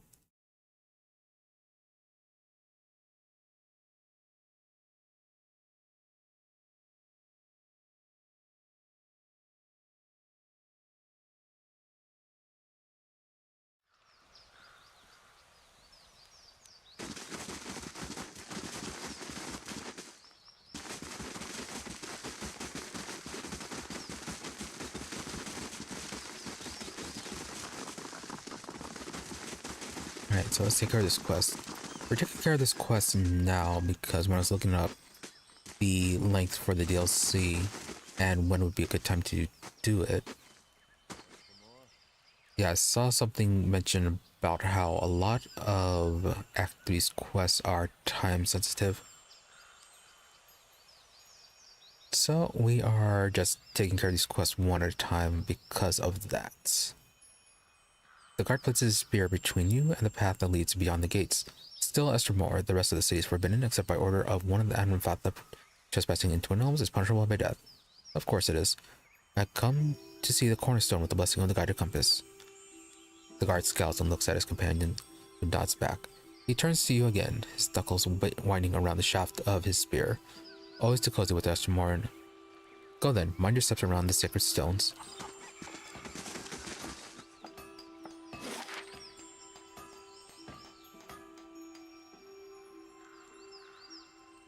He has proceeded up to Northweld.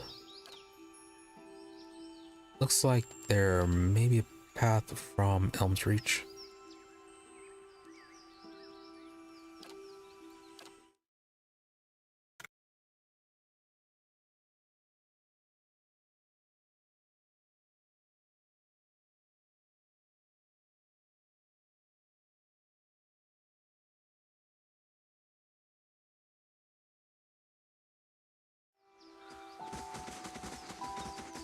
Okay, try to avoid talking to anybody.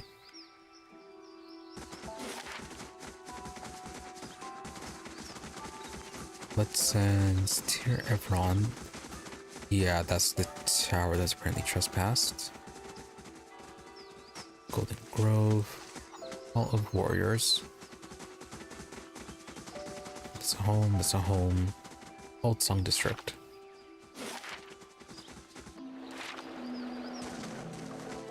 I think this is a place we're supposed to go.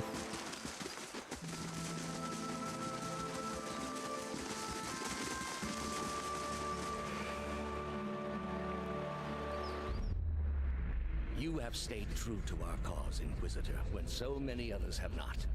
For every heretic we confess, for every betrayer that burns on our pyres, new sheep continue to flock to Iavara Extensios. But not you. I underestimated you in the beginning, but no longer. Barnaby Grand Inquisitor. It is not for honor that I summoned you today, but for duty. Too many of our own have confessed upon the wheel and the rack and the flame. Too many of our faithful have had their minds poisoned by the Kratom witch. The tide is against us now. We have but one option. Iavara's following must see her exposed for what she is. She must confess her heresy before my court. How would we reach her? Not in Kratom, surely. Their lord has embraced her heathen faith and protects her with his army. But in Oceanus, things would be different.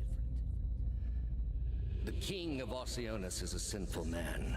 We have helped him to see the error of his ways, and now he fears for his soul. He would pay any price for absolution. How would we get Iovara to move to Oceanus? You have already done much for the Inquisition. I wouldn't ask this were there any other choice.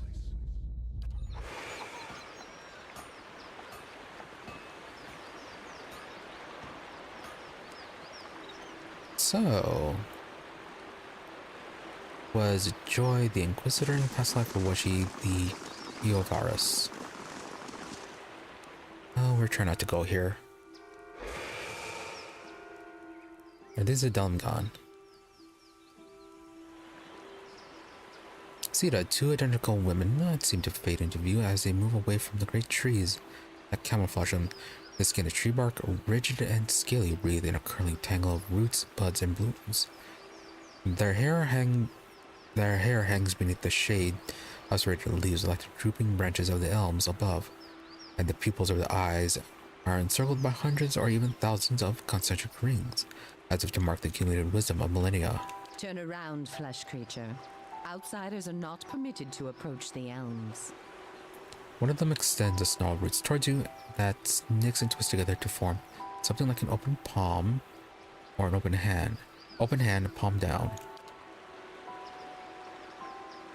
The other stares at you, blinking, and as her frown deepens, her face creaks. Do you not feel it, sister? Something familiar. An ancient soul like the other one. Another defiler, no doubt. Let us fell her and be troubled no more. It would pay the debt of her predecessor. So it would seem, Rhiannon. But we must not hasten to judgment. I see a different motive here. Different questions in these eyes. Alright, so it's E, so like that. What of it, young trespasser? Is it as my sister says? Or are you here to stain this place with foul deeds? I'm glad to burn this place down, but I have more pressing concerns. I have forgotten my purpose in the presence of such legendary beauty. Have I begun hallucinating in double?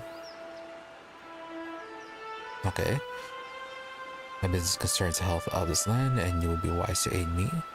I heard there's a commotion here and I came to investigate. It's a man who came through here. It sounds as though you have already met him. There by your own mission, Sita. Really, sister? And you wonder why your leaves begin to fall out before midsummer? Clearly that man did not want to be followed. Whatever the relationship here, I suspect it is anything but cordial.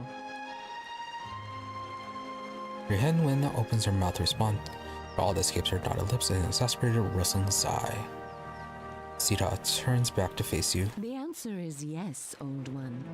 We crossed paths with Theos not long ago, and we can tell you where he went. But I find it curious that anyone would seek him out. Suspicious even.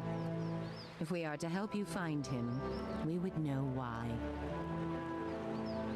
Stopping him might end Whitewind's legacy. True, there is that. So that is the reason he passed this way. This is low, even for the leaden key. I told you we should have confronted him, Sheila. He has always been a poison. Sounds like they've known him for a long time. It would have been the last thing we ever did, sister. Who can be said to have ever gotten the better of Theos? Yes, but imagine how much fun it would have been. Can't you just picture him all strung up in vines like an angry little puppet? But that's not what this is really about, is it? You are bound to that man. Sita glances over at you, and then her expression changes as though seeing you for the first time. I see it now. You are awakened. Your soul is awake, and something once buried deep now wells to the surface. Past overwhelms present, closes in around you. Your time has nearly reached its end. Just need to get to Theos. I'm sorry to tell you this, but Theos cannot give you what you seek. Nor can any man. An awakening cannot be undone, any more than your past can be undone. So this all has been for nothing, and I'm going to lose my mind. The soul is formless without a past to shape it. Did you truly expect to be able to wipe it away? No, but I hoped it would be something I could forget. That or kill the man who brought it up. I mean, yeah. Can't stop it, then at least you could have stopped him. He is beyond forgiveness, for his deeds are beyond repair. Is that so? It would seem that way to me as well. But if that is true, then the two of you may be connected more closely than you realize. However, as much as my sister speaks truly that there is no way back from an awakening, there may yet be a way forward. Would you agree, Shiva? I would. Were the way not so likely to end in death. Death may be preferable to what lies in store for me. What is it you underestimate me?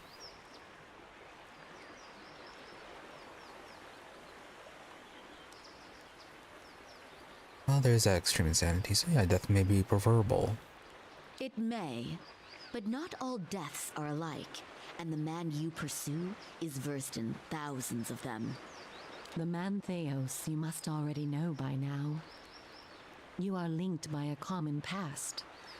Something about it lingers within you, festering, unresolved. What it is I cannot see any more than you. And without that knowledge, your doom is certain. But were you to learn the source of this discord, perhaps it could be put to rest. Though it is equally possible it will trouble you as much now as it did then, and merely speed your condition to its end. When past comes to me in pieces, how do I unlock the rest? You might wait for it to come on its own, of course. But when it comes, it will replace your sanity's last breath. Such is the nature of your condition. Or you could learn it from someone who already knows. Really, we're gonna have to ask Theos about our past then. It is said the gods made his memory perfect, that he may never forget his charge. If he ever knew, he still does. Not that he would tell you, of course. You have followed the right person for the wrong reason, it seems.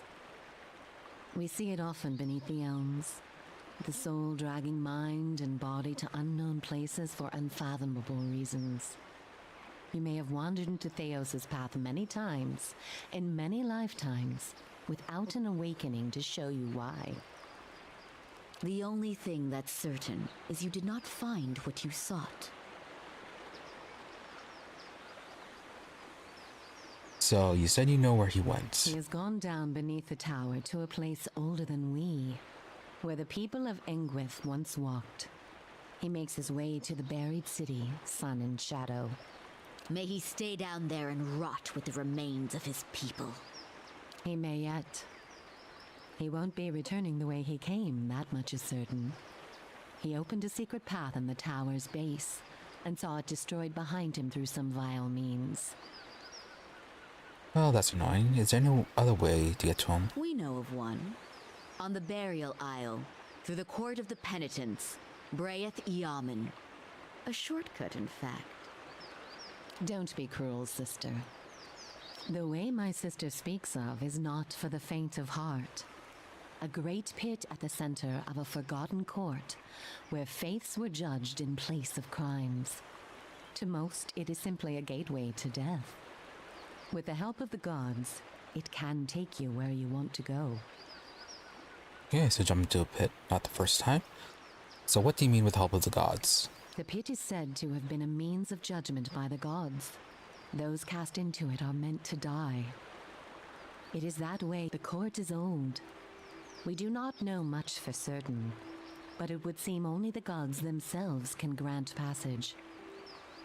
So what is a court? No more than a ruin now. It is older than we, a place for the trial of heretics.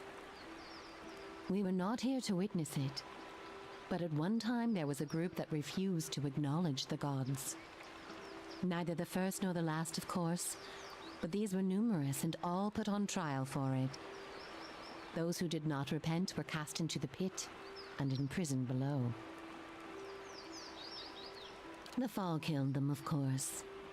The prison was not for people, but for their souls, and their sentences were eternal. It is said that many of the condemned repented and were permitted by the gods to ascend from the pit, so long as they pledged their service to one of them. But these are old legends. Well, Joy is a godlike, as well as a priest of Bareth. So, might help out? Though yeah, we did kill that one guy, Red Saris, Redkin, whatever his name is.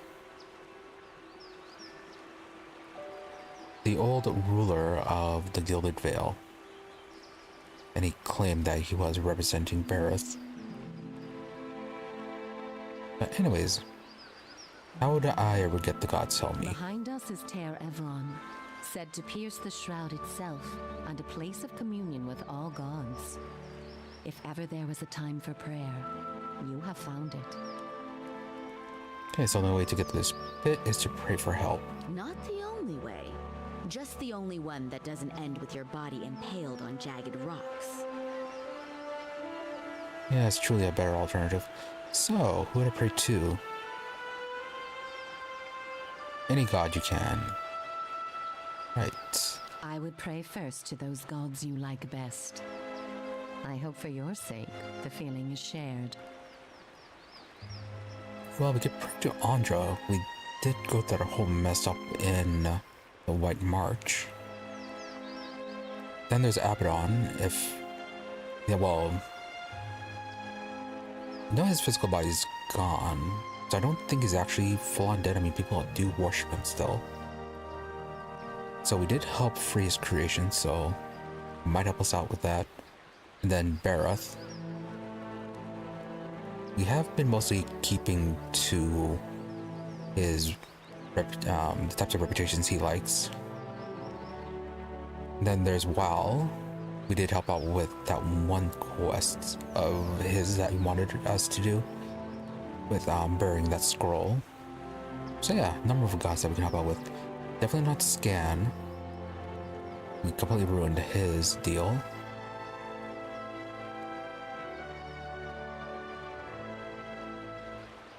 Yeah, we have plenty of options.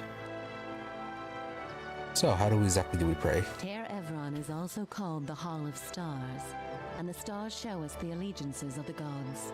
When stars are in conjunction, we know the gods they represent are aligned as well. You should choose a place to pray where you'll be closest to those you want to hear you. If a god stands alone, you should pray to that god. If they band together, you should address them all. Choose your words wisely, for all gods expect proper homage, and none has patience for fools. Okay, so like we're going to be very careful about our dialogue choices. And no other way, correct? None. Disappointing. Other questions? What do you wish to know? How'd you know I was pursuing Theos? You mentioned that people come to see the elms without knowing why. Know about the two of you. And then about praying once again. So yeah, how'd you know came pursuing Theos? The same way that you are no doubt able to peer into the ether and experience the souls of others. It is something we are born with, some more, some less. A gift common to many creatures of the wilds. You share certain similarities with the man you pursue. For your sake, I pray they are few and of no consequence. You mentioned that people come to see the elm without knowing why. Soul has a will all its own. Its needs and whims are seldom understood, but they follow them all the same. There is something about this place that reaches beyond our understanding, something like a beacon. The elms have a way of uniting souls that have been seeking one another, with or without their owner's awareness. Sometimes it is for love, sometimes for vengeance, sometimes for peace. Often it is for no reason we will ever know. In your case, let us hope it is for peace. Or vengeance. True, that would be beneficial for you if we got rid of Theos. So then, about you two. There is little to be said about us, for we are bound here, caretakers and defenders of this place. Our journey has been over time, but not distance, measured in observations, but not experiences. We have seen the elms grow tall. We have seen cities built, burned, and built again. The only constant has been the tower, a silent companion through the ages. You can imagine why this recent destruction has stirred my sister so. If you do nothing else, make that man pay for what he did here. That is somewhat the plan. Okay. Before you go, tell me this, old one. I'm curious. If you were to subdue your enemy, what would you do with him? What would give you peace? He must be destroyed. I will return him to the wheel of life and death. I should undo the harm he's caused.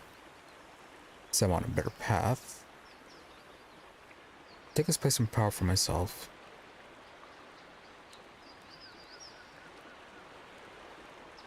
Yeah, undo the harm he's caused. You would need to have twice as many lifetimes as he to repair his savage work. But perhaps there are strides you can make. All the same, think on this matter. Be assured in your course. In the end, it may mean all the difference, not just to his soul, but to yours. And be warned, some questions have answers that can never be learned, and it is those that trouble the soul above all others. May Ominous. you find an answer to yours.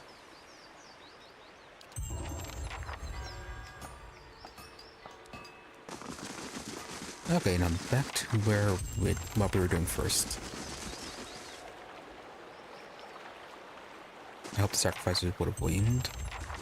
What's going on with these people? Oh, generics. Supplicant. Tax collector. So is this... Was this completely the unnecessary route?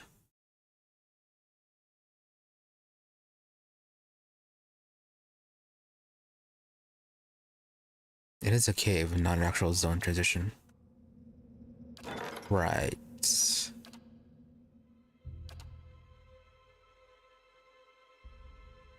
Major reputation with Gilded Veil. And items. Blood sands. Right, so someplace we did not need to go.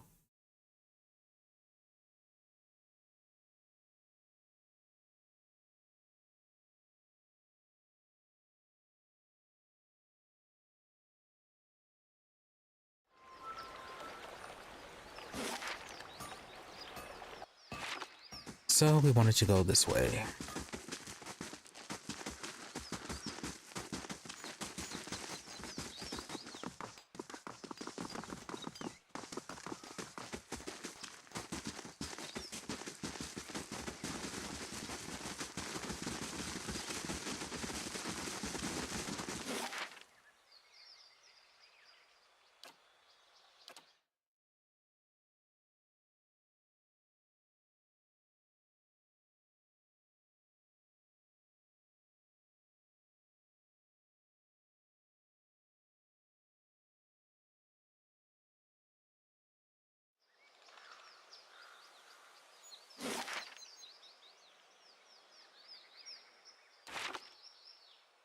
There it is, that's where we're supposed to go.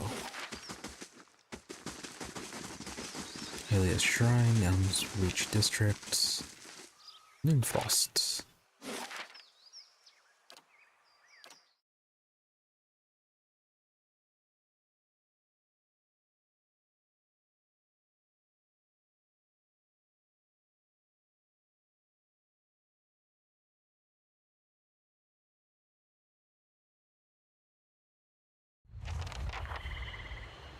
The figurine.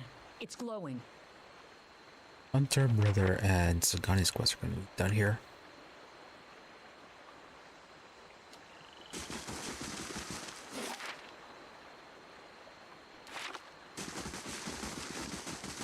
Alright, let's do a quick run around.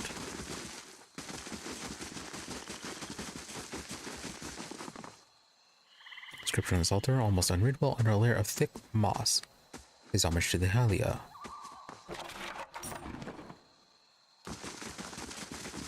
Yep, we just go right ahead and loot it. Light, flame, and sound. We'll keep to ourselves.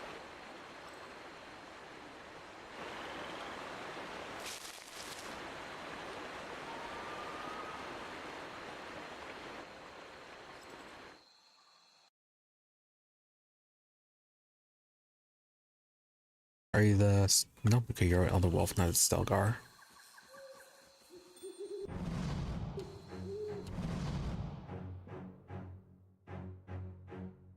Oh, and Aloth is not here. Ak, I'm on the vanguard.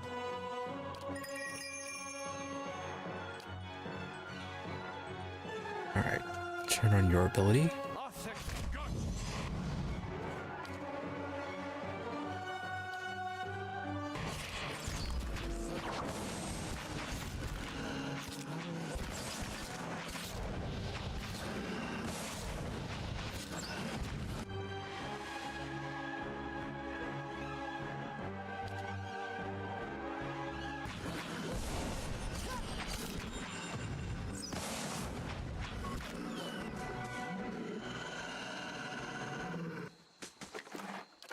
I understand. Sharp eyes and keen ears.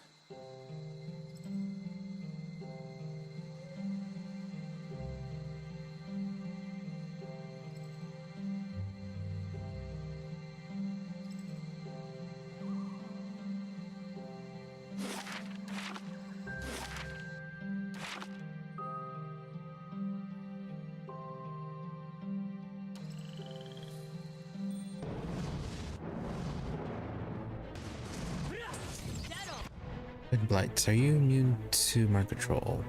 Well, doesn't matter. Yeah, we don't have mind control. What about knockdown? Yes, you are. Yeah? Guess we can do a bit of lightning on you then.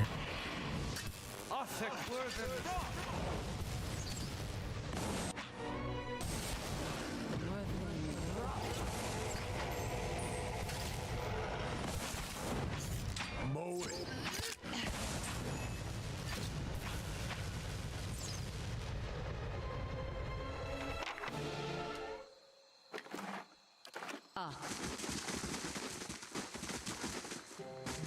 To whispers and shadows.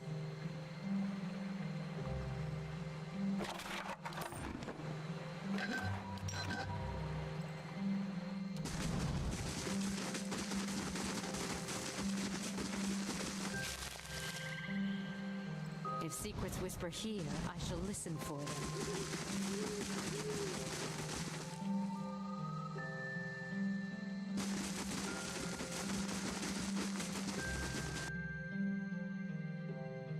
Ah, here's the Stelgar. To whispers and shadows. Oh, they are actually on the larger side. Need something?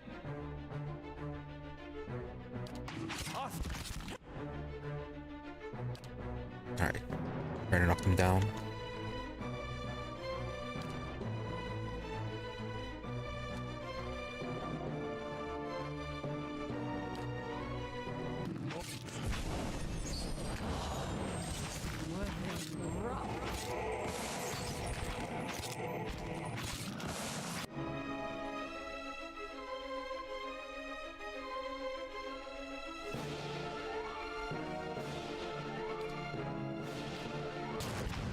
Oh, you got knocked down.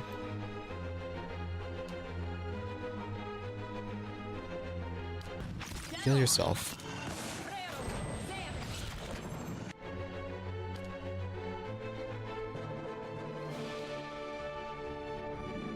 Two left, looks like.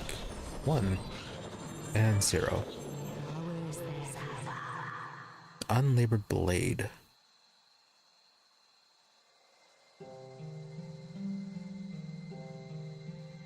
Oh, is that one blade that was supposed to be really horrible?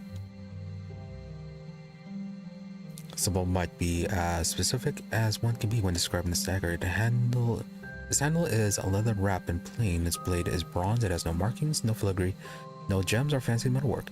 It appears well made, but is so unremarkable that it is a challenge to judge.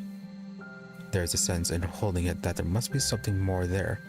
Only because it is difficult to believe any craftsman would take so little pride in his work. It's difficult to say for sure, but the blade seems to have picked up tarnish with use. Despite the relatively light usage it has seen since you acquired it, it's hard to imagine that the blade was made so cheaply that it is already near the end of its lifespan. Yet it does not appear to be far off. A single rune is visible along the blade. At first, it looked more like a scratch. It seems impossible to remember now whether that rune had always been there. The leather on the handle has become brittle and begun to crack. The blade's original luster has dulled, and the reflections cast into it are hazy and indistinct. A second rune appears next to the first, but the blade seems altogether worse despite the new detail. The edge of the blade has lost much of its original sharpness. Every slice is a labor, and it seems increasingly better suited to break the seal on letters than to pierce flesh. The grip has started to fray considerably. There's a third rune on the blade now. Perhaps it is a symbol for dull. The blade appears to be coated with a dense fog.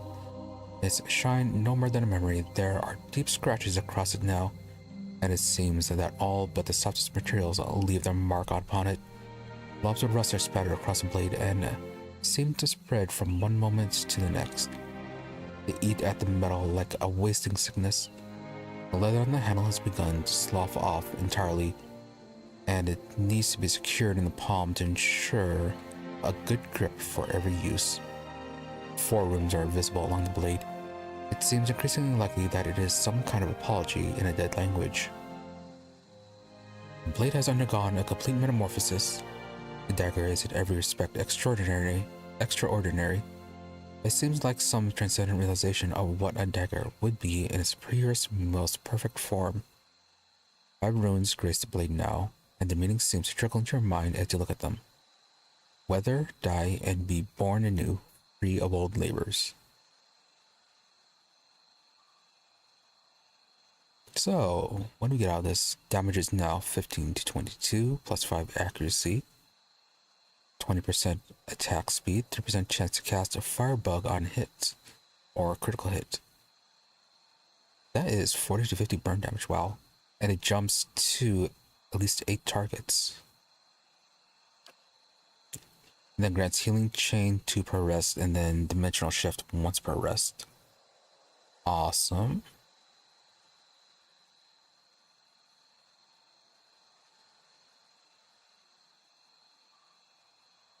Yeah, isn't dimensional shift the one where you switch places with another person and then enemies in between get stunned? I think it's missing some description there.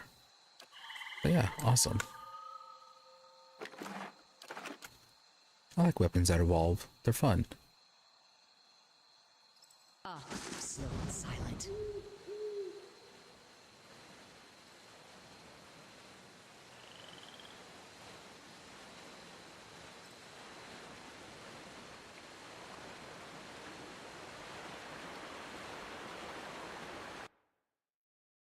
More Stilgar.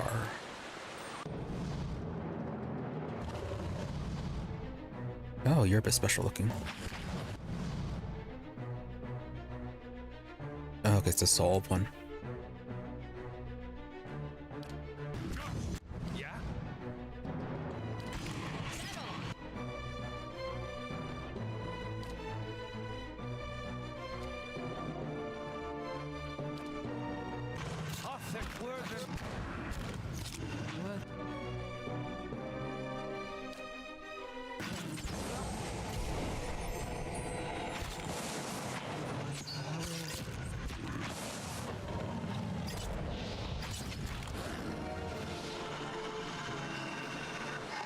Oh, it's steadfast.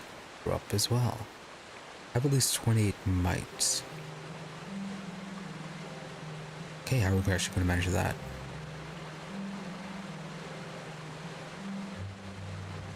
Immunity to frightened and 50% chance to cast sunlight on hits.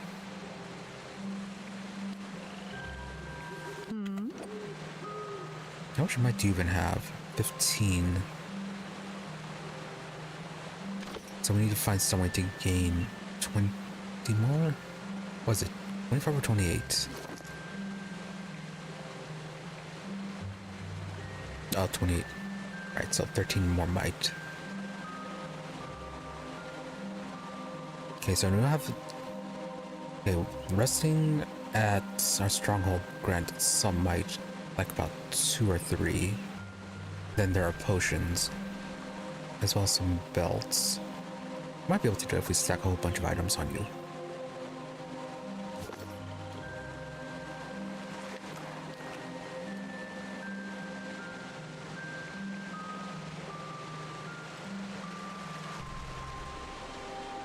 Right, a ground hardened with blood, stomped in leaves, the corpse of a giant Stilgar crawls with flies. Its flesh has been pierced and cut as if stabbed by spears and slashed by swords.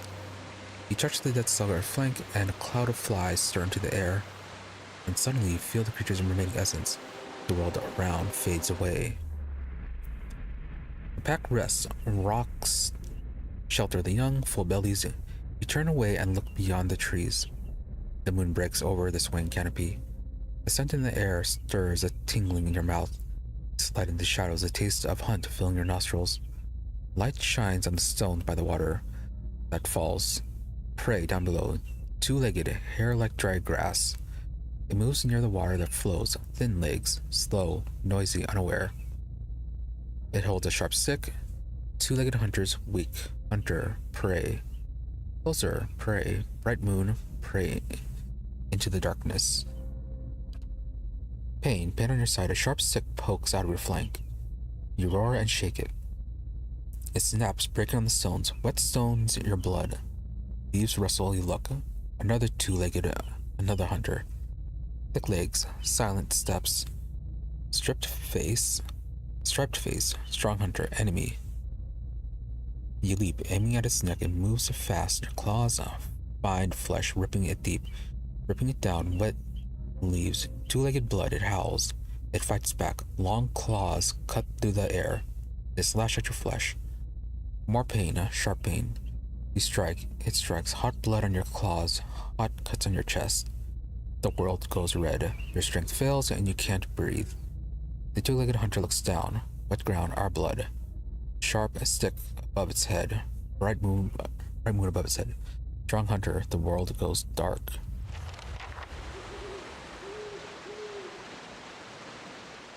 Right, so considering how much it emphasized the red stripe on the other guy's face, guessing that was his brother, and he did actually manage to hunt this one down. So, what happened to him then? Is he very clearly alive after this?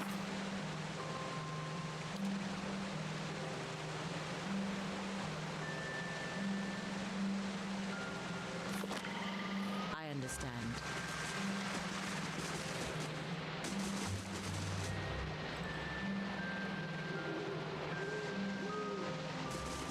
Slowly now.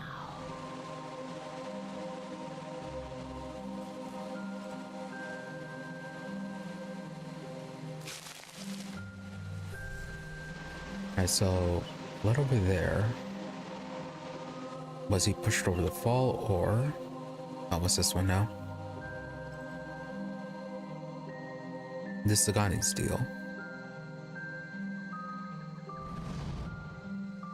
Come upon a clearing and see a group of Glanfathans standing in a circle. Sagani glances from the otter statuette to the hunters, looking for a connection. Meanwhile, the hunters turn and notice you. The bows are drawn. Oh, the Prosoc incarnate as the deer. Does an Prosoc sound familiar to any of you? What kind of Estromor foolishness is this? They step aside and turn to you, and as they do, you see something on the ground behind them. Lying amidst the ferns is a white stag. Dark blood mars its brilliant coat, and its sides tremble with quick, shallow breath. You feel a presence in the beast, something ancient and familiar before you can speak. Something thumps to the ground. Look down and see the otter bear, its bright glow flickering. Auric's shadow. Sagani draws up beside you, her wide eyes fixed on the dying stag. Durant opens his mouth as if to rant on wasted time or perhaps the animal's weakness. But something about the look on Sagani's face steals the air from his lungs, and he falls silent. One of the hunters takes a step forward as Sagani raises his bow, an arrow knocked. Any closer and you'll bleed out next to him. Her voice is low and tremulous. I never thought I'd prepared myself to meet a stranger. To share the honor and history of my village with someone who had no knowledge of us. Even someone who'd scorn our way of life. As the hunters back away, she lowers her bow. She watches the great beast labored breathing for several seconds. So if you're going to do this, you gotta hurry, finish this before it's too late. Say nothing, so you're just going to watch him die. Did say you were hoping for a hot meal at the end of this. Wow. Not the time for that. Okay, if you're going to do this, you got to hurry. I was going to tell him about the years of abundance in Masuk. How his granddaughters have hunted caribou, and his grandsons made our walls strong. But he'll be gone in minutes.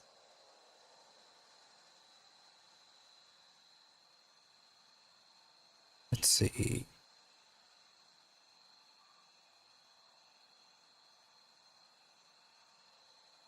Instincts, family, Masuk. Doesn't matter. Trust your instincts. There's no point to any of this, is there? She kneels by the fallen stag, placing her hand on its head as she begins speaking.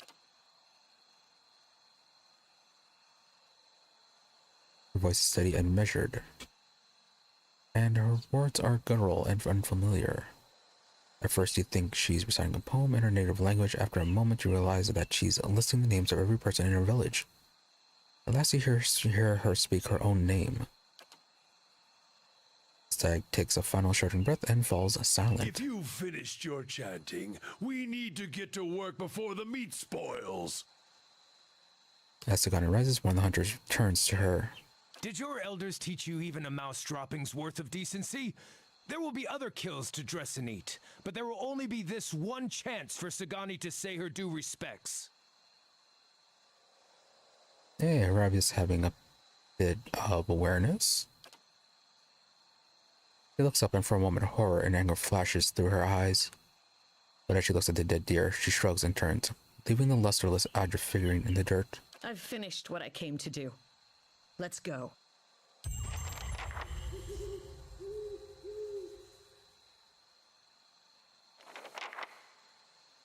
Kinda quite the messed up thing for all the awakenings and the fact that reincarnation is a thing in this world. Getting reincarnated as food.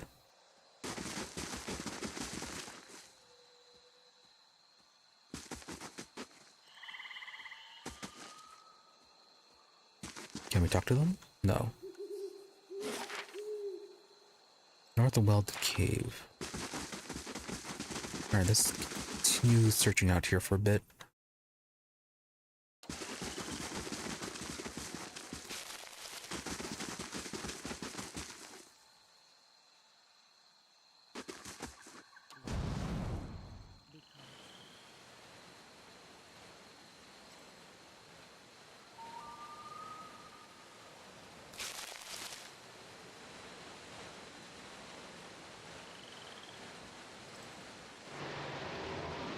Oh, okay, that's not good.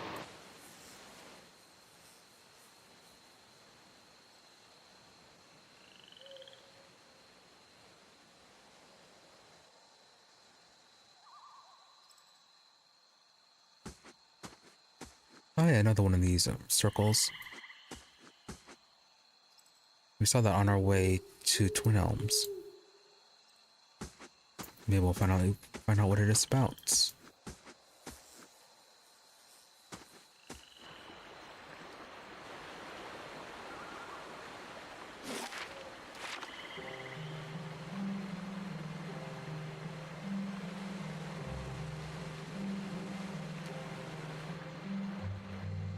Alright, so we're going to circle around.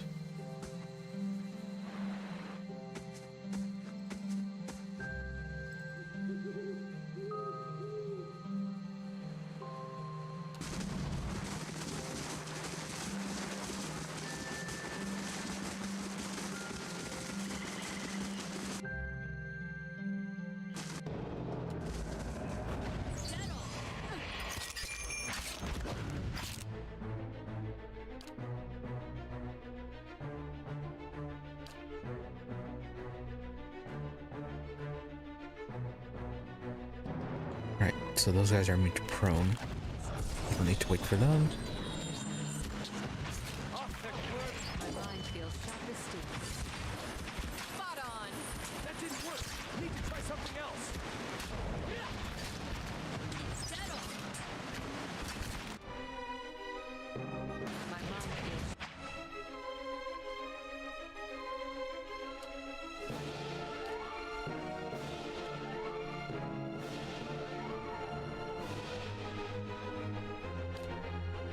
What? Make sure you get healed.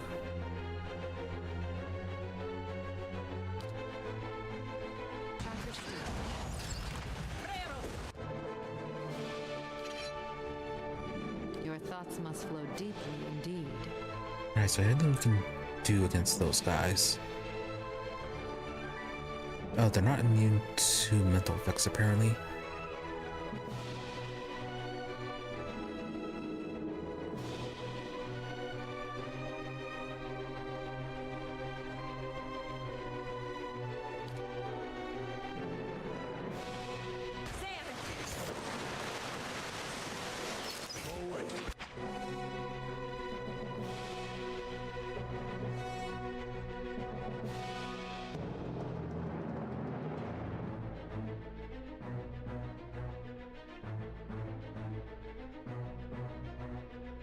Just disintegrate them.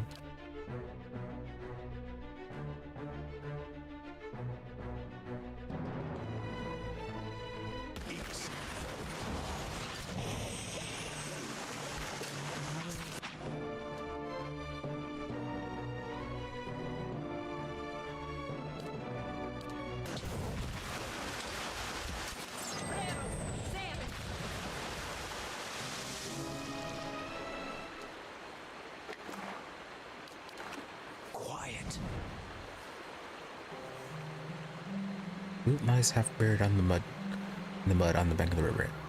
It had been flushed from upstream.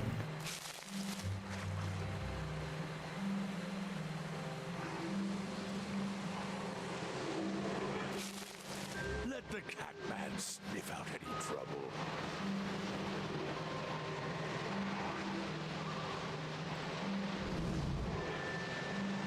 Beneath the raging waterfall, the corpse of an elven Glenfathan hunter lies shattered against the rocks. Broken bones protrude through its skin. You can also notice deep parallel cuts in the rotting flesh. Slashes trace almost every part of the body as if it had been ravaged by a dozen blades. The man probably died before his fall from the cliffs above. He touched the dead elf's forehead. Drops of water glistening down its purple surface. You feel a sudden jolt from the hunter's lingering essence. The world around you fades away. You are walking among the underbrush without making a sound. Moonlight catches a sight of your arms, shining them pale. But you quickly dart again into the shadows of the giant trees in Northweld. Your blood brother is not so deft as you expected. Look at him, frail, unaware. He doesn't deserve to share the glory of this hunt. It's been countless seasons since a Stelgar like this one, twice the size of his lesser kin, has roamed the forest near Twin Elms. Arthwin fell for the trick. You almost feel pity for him. But you've convinced yourself that he'd only get in the way once the killing begins. He'll be safer by the river, expecting that we'll flank the Stelgar when it comes out to drink. But this kill will be only yours. The Stelgar is larger than you'd imagined. It stands without fear atop the waterfall ridge, its silhouette cutting a monstrous hole against the mantle of the night sky. A beast of legend, a true hunter. Your hand tightens around the shaft of his father's spear. The weight feels balanced just right as you prepare the throw. He put everything into it. The spear flies true and it hits the mark. Stelgar didn't even hear a sound. His blood spills bright on the rocks. Yet it stands unfazed. The beast pounces. Moonlight shines over his great fangs. Your hands draw your blades. Without a second thought, as you lunge forward to meet the monster, it's fast. It's ripping flesh apart. You stab at the darkness engulfing you, deep again and again, but there is no slowing its embrace.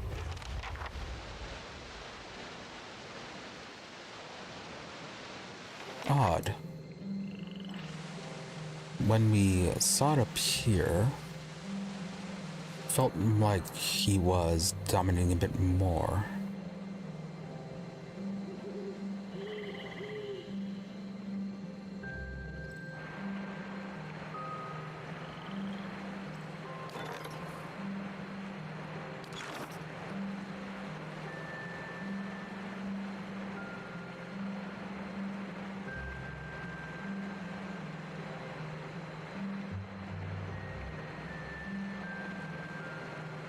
Yeah,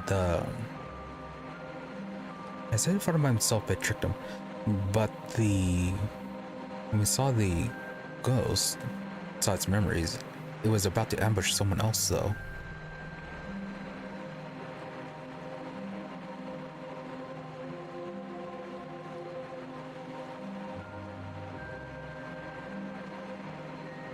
Yeah, I spotted Arthwin below.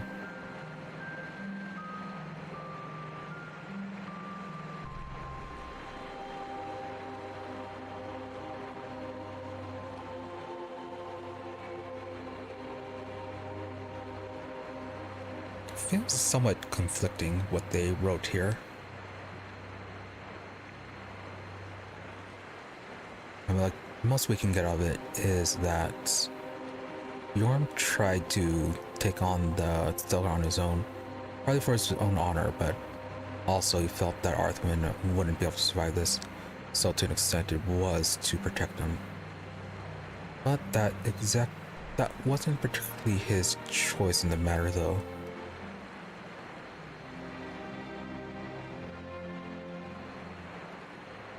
And then there's the fact that the place he sent Arthwin to, if Fjorm hadn't noticed the Stelgar, then Arthwin would have died because of that.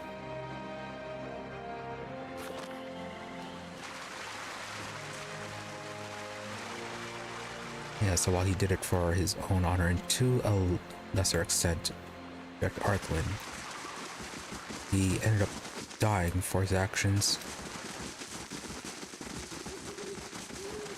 But Arthwin did take advantage of it.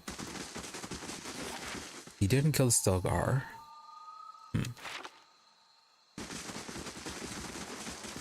Yeah, he didn't kill the Stelgar, and he lied about Fjorm's death.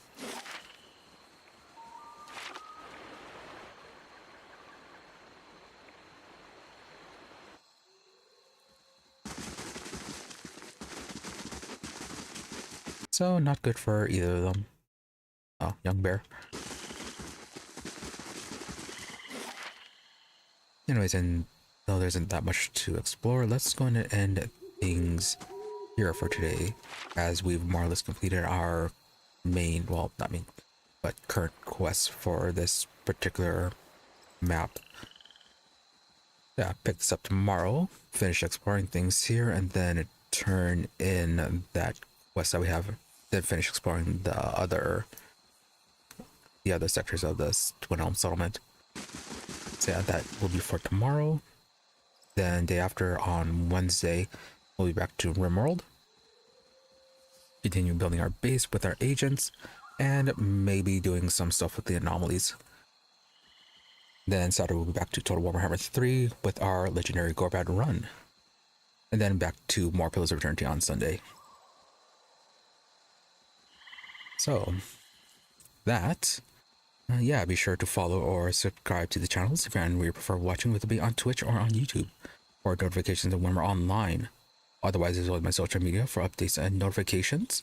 Twitter is at Imre_EE, IMRE_EE, and Blue Sky at Imre-EE. So more or less the same thing, just different between dash or underscore. But if you don't use social media, I do try to stream every day at about the same time, between 12:30 a.m. to 5 a.m. US Central. Usually give or take 30 minutes. And regardless of those weird start and end times, it's a bit more reliable when I'm here towards the middle. And as I said, I do try to stream every day between those times. So with nothing else, thank you all for watching. Thank you to those who happen to stop by the stream live, as well as a thank you to those who made up watching the VOD. Hope you're all reasonably entertained, and I hope that you have a good day or night, whichever it may have to be, and that you stop by again next time. With that, thank you and goodbye. And I need to get some proper rest. Headache is getting worse.